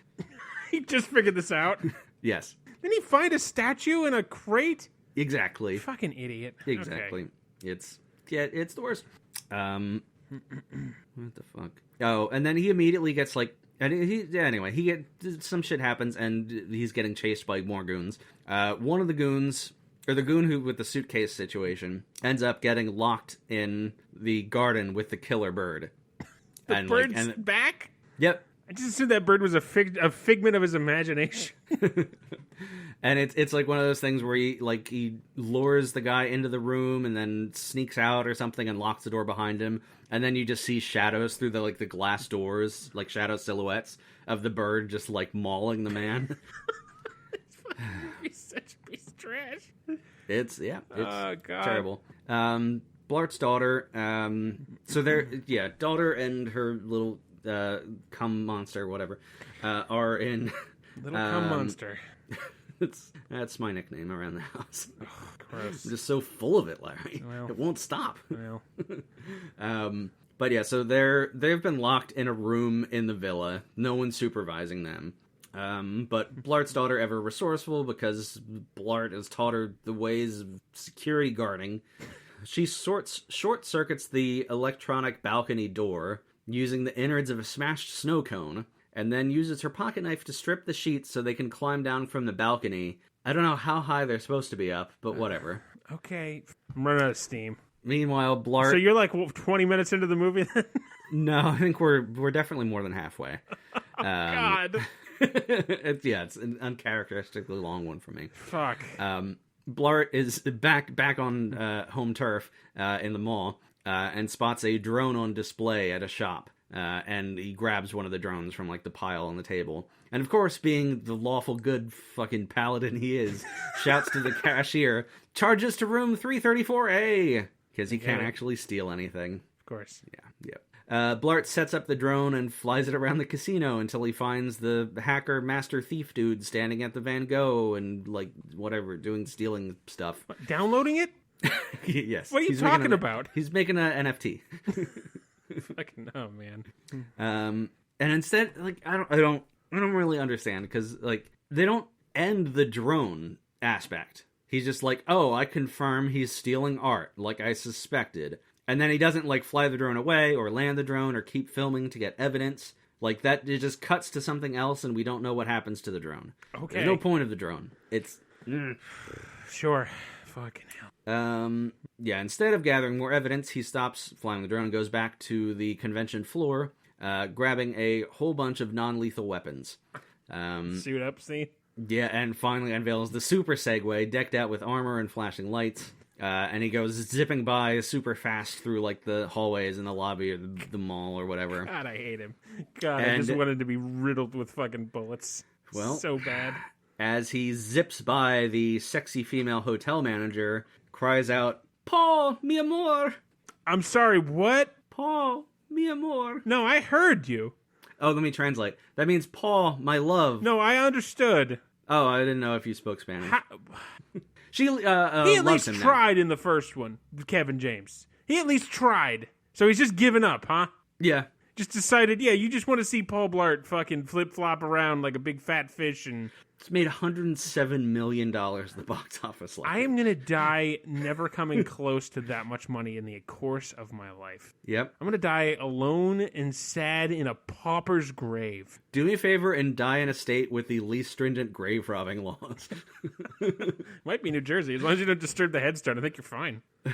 Man, that... I didn't do enough investigating, but...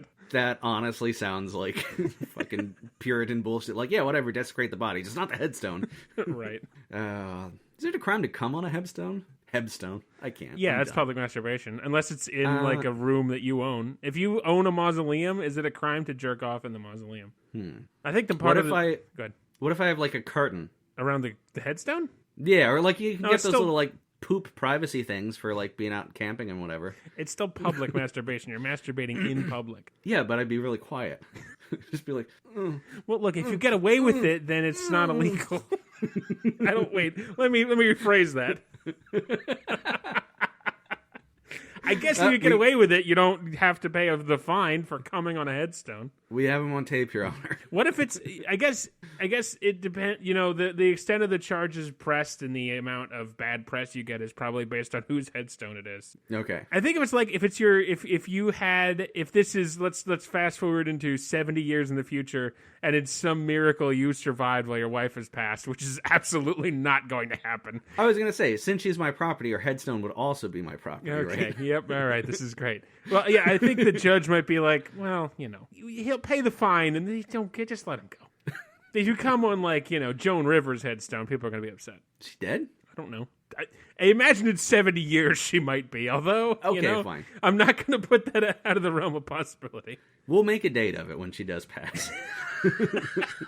Just as soon as the funeral ends at 9, we'll be there at 10. Hey, all press is good press, Larry. This is really going to elevate the podcast.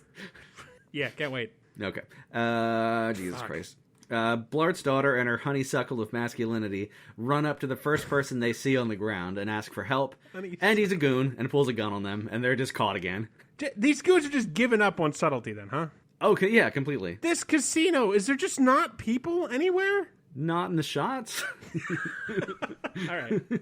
Yeah, great. Blart starts taking out goons en masse as he speeds by on his super Segway, firing the beanbag gun that he's suddenly a perfect shot with now. Fucking whatever. Plot hole, plot hole, plot hole.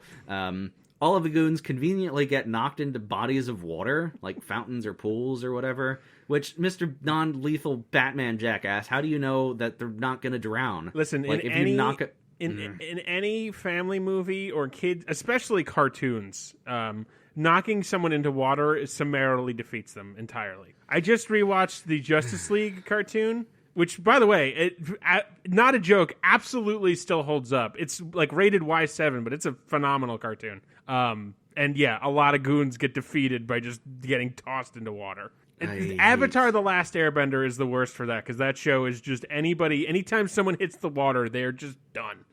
Even if they're a waterbender, they're just done. It's just over. Oh my god. It irritates me. Yeah, I guess that works. The Paul Blart universe works the same way. Hacker master thief dude finally gets a hold of the Van Gogh. He passes it off to another goon who puts it in a box on a cart. How many goons are there? There's only like 15. Fucking hell, that's a lot. It's a lot of goons. It's a big operation. Cool. Oh, sorry, I'm about to die. Good. Blart intercepts the new goon, beanbags him, shoots a bunch of marbles on the floor. He flops her out on the floor like a fish some more, and then finally tases the goon. He grabs the goon's cell phone and calls the crime boss, telling him he has the Van Gogh and that he wants to make a deal. The gag here is that the goon on the ground keeps getting up in the background while Blart's on the phone, and Blart keeps reaching back and tasing him without looking at him. That's Har har. That's not a terrible gag. Yeah, that's... Like, thinking about... I mean, anything Paul Blart does is terrible. But I like that... It's a good visual gag, in my opinion. That thought of that. I wouldn't say good. I would say satisfactory. Okay, sure. All right. Yeah. It's putting a little mustard on that cheese sandwich we were talking about earlier. It's still not good, but it's better. God. So there's a big showdown scene in a hallway where Crime Boss and one of his goons, I think the main hacker goon, who's like a bald black guy, they have Blart's daughter, and Blart shows up with the painting. Blart and Crime Boss have this, Larry. Blart and Crime Boss have an exchange where they talk about how crazy they are. Okay. And here's some highlights. Oh, good. Blart, my crazy will take your crazy and shove it in a metal tube and fill it with rats and blowtorch it until the rats will have no way to escape but to eat their way through your crazy. I will spin around until I throw up on you and your friends. I simply don't care. Crime Boss, I'll stick your face in maple syrup and sing Gospel. How does that blow your hair back? Blart, I will crawl inside you and lay eggs like a baby spider. Crime Boss, I welcome it. I have 2 different colored eyes. Shows you how I live my life. Blart, I will bring a folk guitar to a pumpkin fight, because that's how I was brought up. It looks like you might have ceased to function. You should really leave that long silence in there, because I don't even, it's not funny at all. But it should be. It should And they're be. like that screaming. should be a funny exchange, but it's not. You definitely could. Like, you don't know how crazy I am. I'm blank, blank, blank. You could make that work. It's cartoonish, but... Sure, yeah. Yes. But no. Listen, you and I are known to engage in cartoonish banter from time to time. What, us? I haven't planned multiple spreadsheets worth of bits for past episodes before. I don't know what you're talking about. No, I that's just not, none of that, no part of that was funny, was the problem. Yeah, no, I don't get it.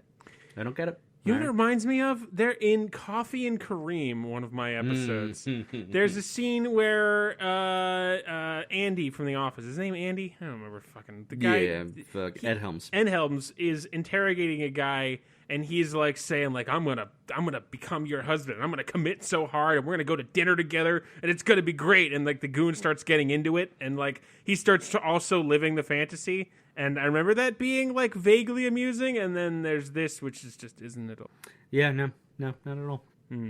Blart throws the painting on the ground, which is, like, in a box, but starts kicking it. Yes. Okay, so it's obviously not the Van Gogh. Starts kicking it down the hallway toward the bad guys. Sure. Crime Boss has his goon pick up the painting and then laughs and says, there's no deal. Ha, ha, ha. You're an idiot. You gave me the painting. I still have your daughter. It's full of smoke grenades. There's a secret plan afoot, but there's no smoke grenades. Okay, that's full of little cum bucket. I know he's captured too. Is it Little or Lil? L-I-L cum bucket? Lil cum bucket. Lil cum bucket. My favorite rapper. Oh God. Ian regular size Bow Wow. Jesus. It's in all kinds of old shit today. Oh, are we old men? Yeah. Oh no. We've been doing this for way longer than I ever thought we would. This is true. Blart says he has an insurance policy, and then individually introduces 4 of his security guard friends who are, kind of frumpy and old and definitely not tough guy goons. Sure. And it's a whole introduction like, oh, this is Celeste Buttfucker McGee from the International Mall of Toronto. And then, yeah. What do Canadians know about security? Something Canada joke. They say thank you and or polite. Blart. What do you want a boot? Yeah. I can't make fun of another country considering the country I live in worst. This is true. But also this means that the security guards have been waiting just in the wings for Blart to introduce them instead of, calling the police. Yep. Nope. That's not a thing Paul Blart does. Of course He's not. been burned too many times. Also, I like that they're waiting in the wings in case he'd just been riddled with bullets, and then they're going to feel really silly. Yeah, exactly. God. Then Crime Boss reveals all of his goons that Blart took out by, beanbagging them into the water are actually totally fine. Oh, you don't say. And they had been waiting behind a door this entire time. How convenient. Blart seems confused at first and then, says, damn, right, non-lethal force. Har har har. He Right. forgot. He doesn't kill people. Remember in the first movie when he sprayed the lead goon, the lead bad guy, in the eyes with buffalo sauce? And then that guy was like, oh, my eyes, buffalo sauce! And then Blart just stood there and was like, yeah! And the guy cleared the buffalo sauce out of his eyes, and Blart was like, oh, I should have taken advantage of that. And then that guy shoots Paul Blart, the man Paul Blart, dead. And then the movie was over. And there wasn't a sequel. We pulled back on Paul Blart just bleeding out from a bullet wound to the heart. This is blood not. bubbles. Listen, I don't want Kevin James to be shot in the heart. I do want Paul Blart to be shot in the heart. Oh, that would be nice. Blart's. Too many Blarts. Blart starts the charge of the security guards. And it's like an epic Braveheart, like screaming, holding their hands out, and he immediately God damn it! Shit. Fuck you, fuck you, and the donkey you rode in on. Blart immediately trips on the carpet and falls like 1 second into the charge. Yeah, and man, then, he's a fucking moron. yeah, and then Fat Man flops around and gets up and like leans back and like, oh yeah, I really should get that fixed. Yep. The little thing on the carpet there. That's Crime Boss and his lead goon take the daughter and the painting up to the helipad, while the rest of the goons and the security guard have an epic showdown. The goons, for some reason, now don't have any guns. Yep. Of course, they're in the pool. Well, they put it in the water. The powder's wet because they're using muskets, I assume, right? Yes. Okay. While they have no guns, so the fight involves a lot of punches, lamps being thrown, some tasers, body slam. Someone pulls his belt off and uses it as a whip before his pants fall down, of course. And he gets the belt caught on a lamp behind him and almost gets killed, but then someone else saves him, or whatever. He rips the lamp out of the fucking stupid. It's all stupid. Blart gets tackled by a lady goon, but then rolls over, so he's pinning her to the ground. And his back is on top of her chest, and then just like rolls back and forth using his fat to crush her. Just imagine Kevin James. Here, let me set the scene. Kevin James is in the writer's room alone. There is several stuffed dolls with pictures of writers he wished he was working with on them. I was going to say writer's room. Do you mean the bathroom of a KFC? Adam Sandler, a friend and collaborator of Kevin James. Sorry. Got them mixed up for a second. Knocks on the door and opens the door to find Kevin James, red-faced, laughing, unable to speak. And he's wheezing. And he points to the script where he had just written in a shaky, laughing hand. Paul Blart rolls on woman's chest until she falls unconscious. And Adam Sandler, noted man of such films as Big Daddy, Little Nicky, etc., etc., etc., looks at it and says, yeah, I gotta tell you, Kev, that's pretty fucking stupid. Oh, God. I would kill to see the Paul Blart writer's room. I'm sorry, I choked saying that out loud. Adam Sandler's wife does have a cameo in this movie, interestingly enough. I think she had a cameo in the first one, too, actually. Yep. Unless that's just a joke from the fucking podcast. I don't know. I kind of remember talking about it or looking at it. I don't know. But yeah, I don't trust anything on IMDb anymore. I've been burned now. Yeah, well...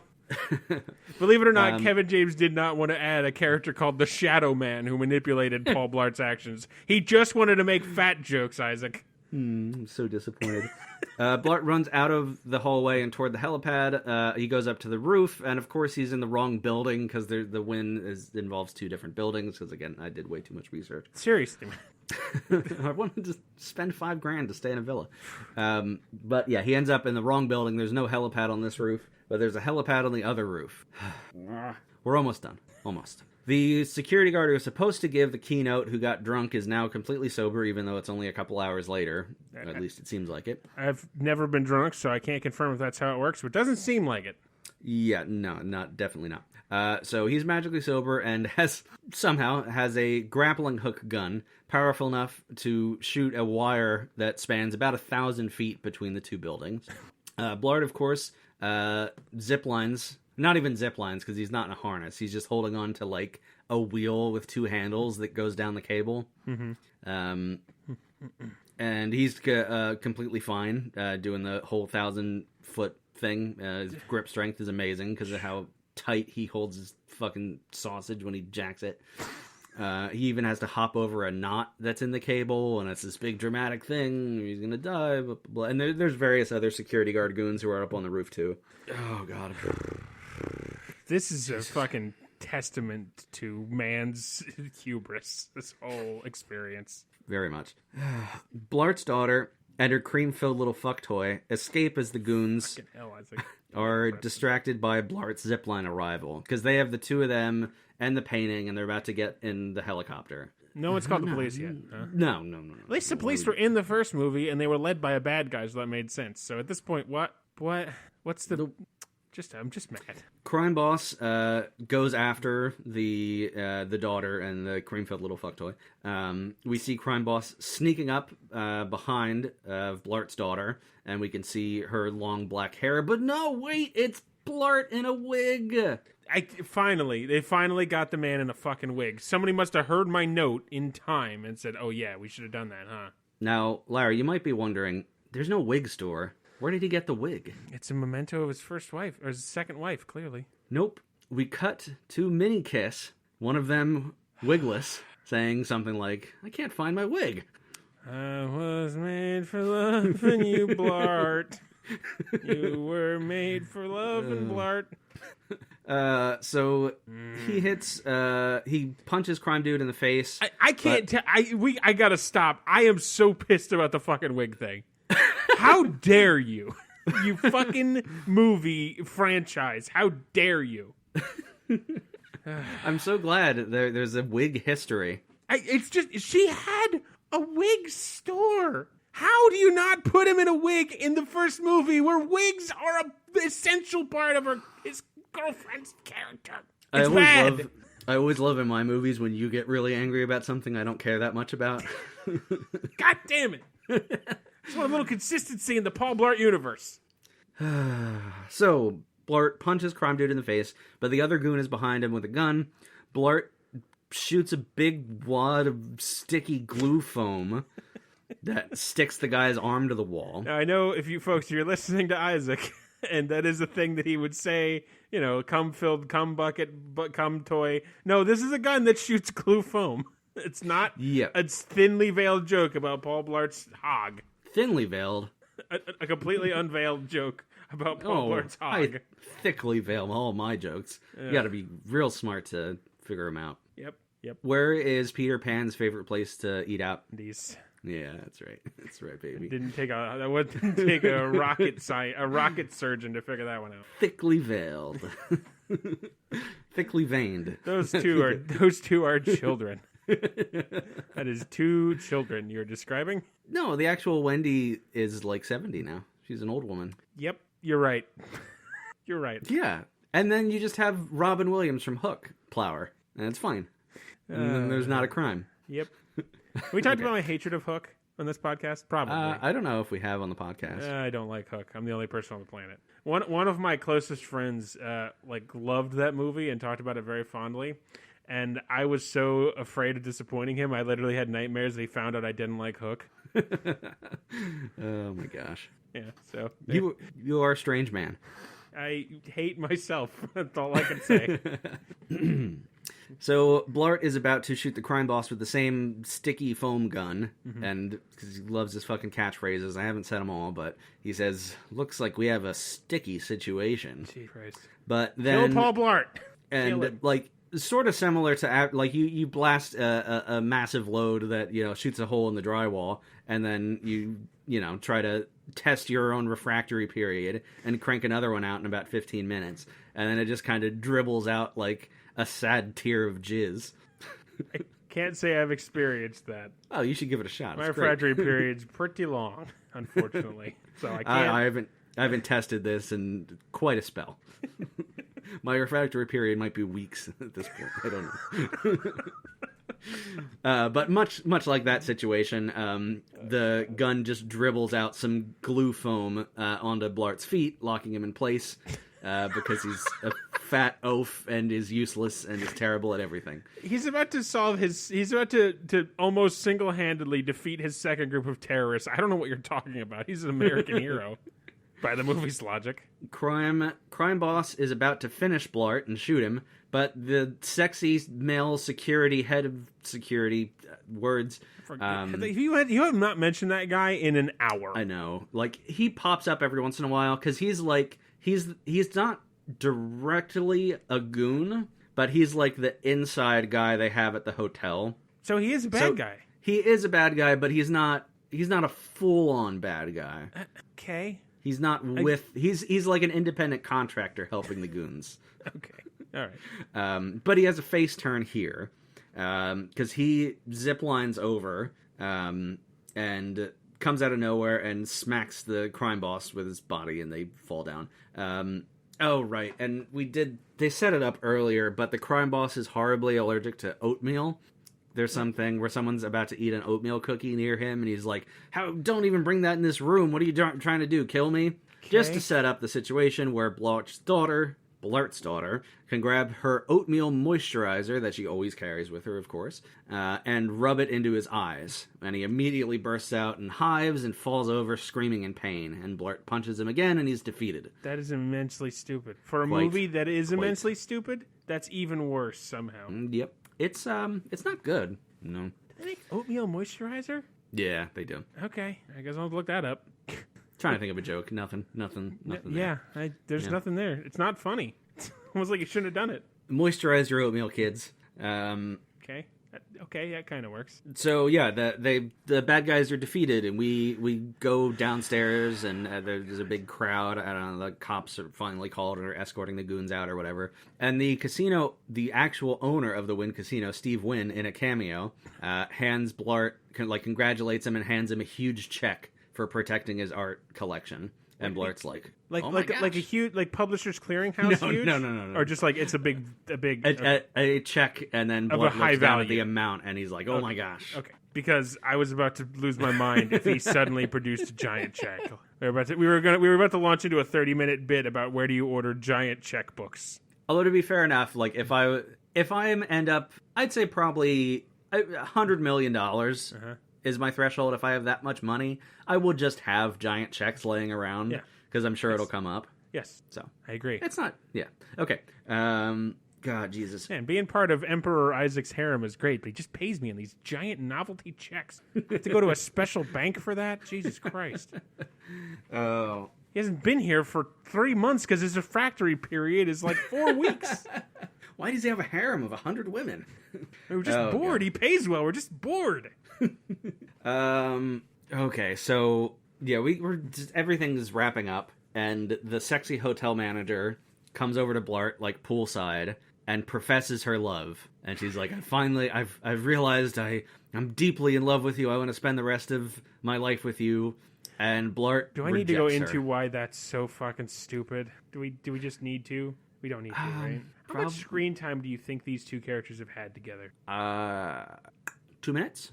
Really that low? Yeah. Wow. If that. Wow. I hate you, Paul Blart. I kind of hate you too, Kevin. Love happens laser fast, especially when you fall for a fat mall cop. I want to be. And dead. You're a beautiful Mexican princess. Jesus Christ, I want to be dead. I want to be dead. Finish this up. Wrap it up. Oh my gosh. I lost my place. Let me just start from the beginning. Paul Blart is fat. Stops crime. The end. But yeah, he rejects her. And tells her she doesn't love him. She loves the idea of him, or the mystery of him. And I need to that's sit not down. That's not the real Paul Blart. And then he points over to the face-turned security guard, who should still be going to prison, despite his face turn. Yeah, yes. Yeah. And then it's like, that's the man you need to be with. Go hump his pole. Because they were dating before. What? I don't... Oh, no. I'm so mad. Then That's so stupid. There is an awards ceremony at the hotel for Paul Blart, where he's on stage in front of a huge crowd and gets a medal put on him. Where do they get the medal? What's the medal for? I don't for being an awesome mall cop. They give medals for that. for saving the casino. Who is the man who said, "Yeah, I need to"? Hello, blacksmith. I need a medal made. I just in my head also. You'll never dissuade me. It's just a scene from A New Hope where Luke and Han get medals and Chewie. Yeah. Actually, does Well, Chewie get a medal? Yeah, he gets a medal. Yeah, he's up there. But no, and like once I get the big checks printed out, I'll just get medals to award. I think you're really overestimating how many people accept giant novelty checks. You wouldn't? I don't think you can cash those, dear. I think they're just for show. But you would still accept it just to like, and you'd hang it on your wall, right? I feel like I'm going to get a lot from you in that case, so no, I don't know. Let's see, how much does it cost? I'm going to look up the price of a giant Yeah, no, I would novelty just, I had to stop myself from doing it now because price I do have to wrap this giant up. Novelty check. Oh, man. Order big checks here. Okay, let's see. What are we looking at? This is a rabbit hole. This is the worst website I've ever seen somehow. I don't understand. Oh, man. Okay, 22 by 48. There's no price. Fucking. You have to large check provide at Amazon. interesting Okay, trades. hold on. They're really cheap. I mean, these are bad. These are not good looking giant checks though. You can get them pretty cheap, man. Yeah, perfect. All right. It's reusable giant oversized fake paper check for endowment, large dry erase for donations. $12.99. Nice. That's brilliant. $12.99. Oh my gosh. Okay, well, someone's gonna get a giant novelty check. This is a rabbit hole we shouldn't have gone down. Nope. And then we get the final resolution of Blart's daughter comes up and is like, you know what, I'm gonna take a year, like a gap year or whatever, and I'm not gonna go to school and I'll stay home. And then Blart says, looks really happy and says something like, if like you taking a year to spend more time with me and help me get back on my feet would be the stupidest thing you can do. You're going to UCLA. Shut up. So he's a good dad. He's a good dad. Great. Yeah. Yes. This makes up for all the Yep. all the villainy. And then he hands her a bottle of KY and says, "Here for the first week of freshman year, I'll refuel you." Oh God, Isaac. God damn it. What? Refuel. You gotta keep it lubed. Jesus Christ. Wrap it up. You can't slam a dry clam. If the glove doesn't fit, you must acquit. That is right. You can't. So we cut slam to a dry- him dropping her off at campus. what it says He's on my about to tramp get stamp. back in his van to drive home, even though he lives in New Jersey. Like, they really drove across the country. I don't get it. Then he sees a husky lady officer mounted on a horse. He crosses the street to greet her in, like, slow motion, like Kevin James, badass. Like, he pulls off his sunglasses or some shit. Okay. And then he almost gets hit by a car. Damn it. And then she starts writing him a jaywalking ticket. He mentions that he's also an officer, because that's another thing about the movie. He constantly mentions how he's, well, technically, I'm an officer. Yeah, It's that Officer was Blart. that was in the first movie too. Yeah, no, this is fucking stupid. And then she's amused by that and like wants to hop on his waggly pile of cock. Waggly pile of cock. And instead of writing out a jaywalking ticket, she writes down her phone number. Blart, tickled pink, slaps her horse on the ass, and in the most ridiculous CGI I've ever seen, I think, of anything, the horse kicks him in the chest so hard it sends him cartoonishly flying, like Looney Tunes cartoonishly, flies instantly across a 2-lane street and smashes upside down on his like back into the side of his car and then flips onto the ground, like lying on his back. Okay, the Paul Blart movies are not that insane. I can't believe I'm saying this. That is wildly nonsensical for Paul Blart. That my brain is trying to hemorrhage itself to protect me from that thought. But yes, I don't understand that. Yep. And then the cop looks down and is like, "Are you okay?" And he's like, "Yeah, oh." And like he's fine. He just got the wind knocked out of him. Except that would cave your rib cage in. Yeah. If a horse kicked you square in the chest, Yes. and threw you across a roadway, you would be a dead man. Especially if you're pretty unhealthy and out of shape. Your soft, Although- doughy body is gonna fucking wreck. It might absorb the impact and not send it to the ribs. Maybe. You got to ripple through a whole lot to get there. But yeah, and that's the end of the movie. Jesus Christ. Seriously? That's how it ends. That's Wow. the final shot. Unbelievable. It's Oh that my was God. such a stupid ending. What a fucking nightmare of a movie. Yeah, it was It took more out of me than I think any other movie. Jesus. It has moments of comedy here and there that are, I think we said before, satisfactory. They're not particularly good. It occasionally hits its beat. Kevin James occasionally has good timing, but it's not enough to save the movie. I can't give it a 1, really. I don't know. I don't understand. 1.5, I guess. I don't want to give it a 2. Both of those seem like bad options. Yeah, you don't say. I don't remember what I gave mine, frankly, the first one. But yeah, it's if you're not bothered at all by plot holes or the real world,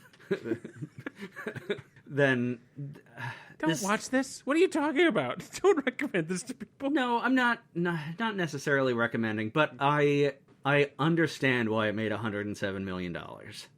Yeah, I sort of get it too. It's certainly like penetrated the zeitgeist in a way that like movies of a similar caliber don't. Yeah, I think the memes had something to do with it, but still, I don't get it. If you want a goofy fat guy comedy crime caper, watch any Chris Farley movie. Do not watch Paul Blart. Kill Paul Blart is the only thing you should ever think to yourselves. Fair enough. Kill Paul Blart. Yeah, I definitely don't recommend it, but Jesus, I have seen worse movies. Yeah, definitely have. Fuck. It does what it wants to do. I really hate the ham-fisted parenting and like how intense. Yeah, that's really shitty. I mean, like all jokes aside, he is a really shitty dad. Yeah, and like I don't know why it's dialed up so high because like I get. And you could do a decent story with being protective of your daughter dating or worried about, the empty nest thing when they're leaving going to college. And those are real things that I'm sure are struggles as a parent. But when it's just dialed up to 11 like it is in this movie, it just makes Blart completely unlikable. Right. And there's no... I don't know. There's not much of a process of why he changes his mind. I think there's some explanation in the movie I didn't get to. But it's not earned. It's not like, oh, he had a character arc. It's just, he was a prick, and then he was like, I probably shouldn't be a prick. Go to college, bitch. Oh, man. I guess it just sets up, just like with his wife, his to-be wife in the first movie. It's just like the adrenaline of the situation. 2 weeks after Paul Blart 2, the events of the movie happened, he was calling his daughter, crying, saying, please come back. I have nothing. He gets caught up in the fucking adrenaline of the moment. The character Paul Blart is a tragic figure in art. It's the Shadow Man is really what sells it. Yeah, really. Go take a listen to Till Death Do Us Blart. It's pretty good. Yeah, that's gonna be in my queue. Yeah, I'm gonna have to check that out. But yeah, I am glad to be done with Paul Blart. No big final thoughts. It is what it is. It's bad. It's bad. And that appears to be the final chapter of the Blart saga. So thankfully, it's. Unlike Twilight, which one day we will have to be forced to be dragged back into the light on. God. It has only... There was 6 years in between the first and the second one. That's the biggest bizarre piece to me. But it's been 7 years, so we might still get another one. Maybe it'll be 12 years in between. Yeah. I could see him doing like an old man Blart. Like Paul Blart 3, like out of retirement. Well, you can just hope he'll die before he becomes an old man. I don't wish harm on Kevin James. However, I wish immense harm on Paul Blart. It's the dichotomy of man. And now next week you're covering Jay and Silent Bob, the reboot. Even Bobbier. No, it's called The Jay and Silent Bob. I think it's like the reboot. I think that's what the subtitle is. Okay, and that came out within the last couple of years. 2019. Right? Okay. Boy, let me tell you, if you like Kevin James, nope, fuck, wrong Kevin. Although you could see how I got confused. If you like Kevin Smith, Smevin Kith, it is the celebration of all things Kevin Smith. So I'm not a fan. Yeah, you don't really like Kevin Smith, right? I do not. He's made a couple good movies. I listen, I like Clerks 1 and 2 a lot. Dogma's good. I don't believe you. They reference Dogma. Matt Damon is in this movie. Alan Rickman has a pretty big role in Dogma. He's amazing. Alan Rickman is fine. I don't have the love for him the internet has because Harry Potter the movies did not touch my life the way they touched everyone else's because I liked the books. Fucking Alan Rickman's better in goddamn Die Hard. I mean, he's great as Snape, but Alan Rickman's fine. I just don't. He's great. He's fine. I would eat sushi off his puckered asshole. Okay, well, he's not dead. Before we get to your next movie, we did get an email. Fuck, this Isaac. Oh, thank God you're on top of that. Our friend Sarah, who is now just Sarah. I love you. You've been my friend for a long time. You have to understand. You write these when you're listening to the episodes. I forget the episodes the second I'm done saying them out of my gob. So next time, a little context, but I did figure it out. This is in response to Beverly Luff Lynn. Isaac, I believe you said you watched that too, right? I did watch it. It was one of the worst movies I've ever seen. We need to do a little bonus, just of a little bit of us talking about it, because I'm glad you watched it, because it's one of the worst things I've ever seen. Honestly, it's really terrible. Yeah. There were glimmers here and there, but it was such a train wreck that none of them could save it. How do you ruin Matt Berry, the greatest actor of our generation? I don't say that as hyperbole. I truly mean that. Okay. Don't start with me. Don't you fucking even dare tell me he's not the best, because I will beat you to death with this microphone stand. What did Sarah say? So Sarah said, and again, this is on relation to Beverly Luff Lynn, the last episode we did. First, I want you to know that I was in my car and actually yelled Brett. His name was Brett, which, again, Sarah, does not mean anything, but I remembered I was talking about the Flight of the Conchords and could not remember Jermaine Clement's partner's name, which I do. I have nothing but love for him. In that moment, I couldn't think of it, and I was in a roll and didn't want to look it up. So Brett was the other name of the Flight of the Conchords. Did not put his last name, so thanks, Sarah. Great. Brett Kangaroo. Brett Koala Bear. And Flight of the Conchords deserves more respect, I agree. Also, I had mentioned about how Aubrey Plaza's character was settling in the movie, and I compared it to Éowyn from Lord of the Rings. Sarah's a big Lord of the Rings fan. Also, Éowyn does not settle. She just accepts that she can have happiness and that it's okay that her love for Aragorn is not reciprocated. She definitely loves Faramir. I would love to argue that with you, and next time we have a phone call together, because I disagree.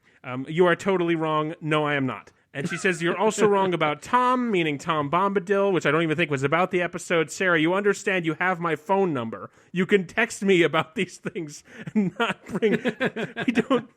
People listen to this podcast besides you. Tom Bombadil, he sucks and is a terrible character. But she says, my life is satisfied now. This movie is trash, meaning Beverly Luff Lynn. Absolutely. And hopefully, Isaac, we can just take maybe half an hour to just riff on that, because... Definitely. Man, that movie you was... got a double confirmation from the Bells of Movie Night that is a really bad movie. I had... Honestly, until I read this email, because I remember to check emails in the middle of the Paul Blart review now, and I just read it again. I was like, what the fuck? Oh, right, Beverly Luff Lynn, and it all came flooding back. Because the fucking Kevin Smith movie, I forget, the Jay and Silent Fart, also has Craig Robinson, so... boy. I think he's only in it for 10 minutes, but it's still just, man. So, yeah. All right. So, thank you, Sarah. Again, please remember that just because you were listening to it in that moment doesn't mean I know what the hell you're talking about. Although it is very amusing to watch you retroactively pull stuff out of your subconscious. I enjoy this. Yeah, and you have my phone number too. Please don't. I'm just going to be like, hey, do you want to get dinner on the 15th? Well, Isaac, in a similar vein of I'm going to call it, you started this. No. The movie that you're going to be watching next. Do you remember what I guess still, if I had to think about it, probably the movie that I'm the most upset about and the most angry about in this in the show that I did? You've done almost 60 movies now, so, and I think you're very upset about all of them. There was some more than others, and some Love, Wedding, Marriage? No. Well, that one's still very bad, but no, there was something after that I gave. I remember correctly, the score I gave it was -1,000. Does that ring any bells? I don't have a long-term memory. Well, that movie was Guest House.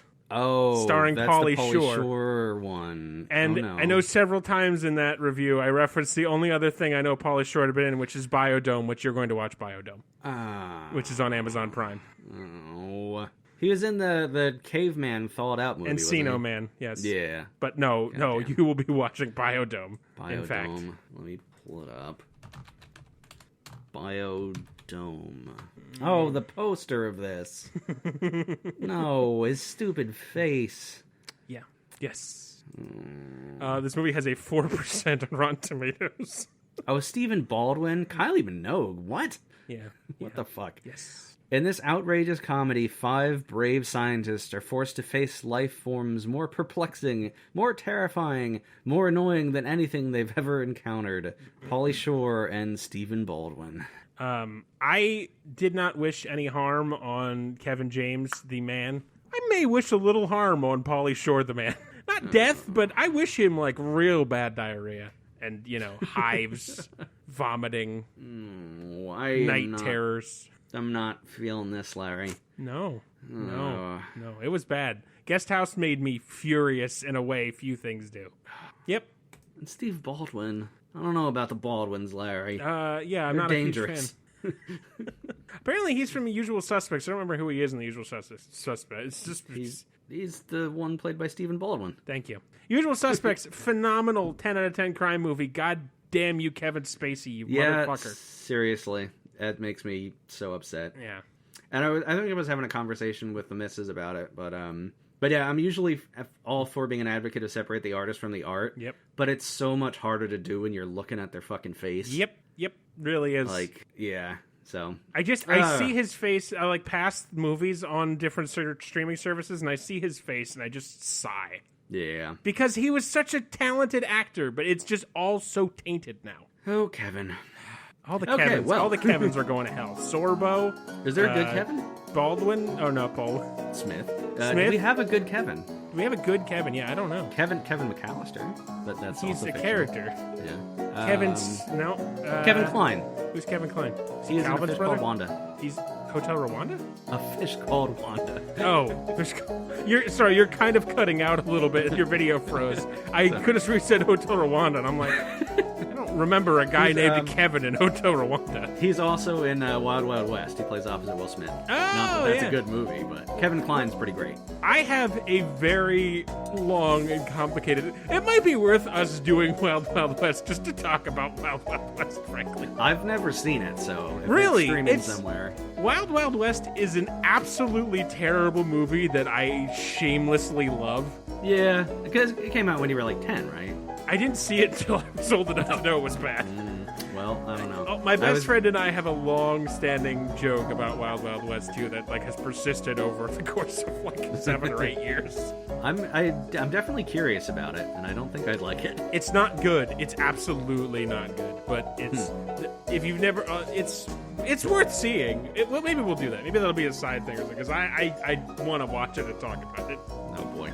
All right, well, Jesus Christ, fuck. We're going very long. This has movie been a was nightmare. the worst. Fucking So Paul yeah, Blart. rate, subscribe, do the podcast stuff, recommend, send an email, balesnetflix@gmail.com, especially if you have small things from Larry's episodes that he's going to struggle to remember what they're in reference to. Yeah, I love you, Sarah. Thank you. That will amuse me greatly, and it will make Larry angry, and that's pretty much the goal of the podcast. It really just is, isn't it? Your grasp on reality is so much tighter than mine. I have very good grip strength from all the jacking. Well, you'd be great for following Paul Blart to Valhalla on a zipline made of gold. Oh boy, yeah, and stay tuned. We're coming back next week. We should be back on a more regular schedule coming up. Yes. Thanks to your patience with a couple weeks off, but we are definitely in good shape. And well, no, we're I'm mentally passable is where I'm at, which is the best you can hope for. Much less in any kind of imminent danger. Yeah. Yes. Yeah, I think that's it, right? I think you hit all the part. For real though, I don't ask for a lot of things, but for real, leave a rating of stars that you feel you deserve, and if you can spare the time to leave a written review, that really what I'm learning about podcasts. That is really what's going to drive listenership. So if you could just leave some star ratings, that really truly, that's the only thing I'll ever truly ask of you. That please and help nudes. us a lot. Send nudes. Send nudes to Isaac only. I don't want to see them. I will never fuck you if you listen to the show. But no, for real. Leave some star reviews, please, and thank you. I really appreciate you. Wait. We love doing this show. I'm talking over you. Oh God, I thought it was a ghost. It was just your wife. I did get very scared for a second when someone was behind you. That's amazing. Yes, please leave us a review. Yeah, and you can send news to Isaac. I will not look at them. Okay, that works for me. When are you gonna smell them, Larry? I'll smell you later, Blart fans. You didn't even go for the alligator rhyme. I thought you were Oh rapping. man, I've done that before, certainly. Smell Not you today, later, Death! Smell you later, masturbator. Ah, man.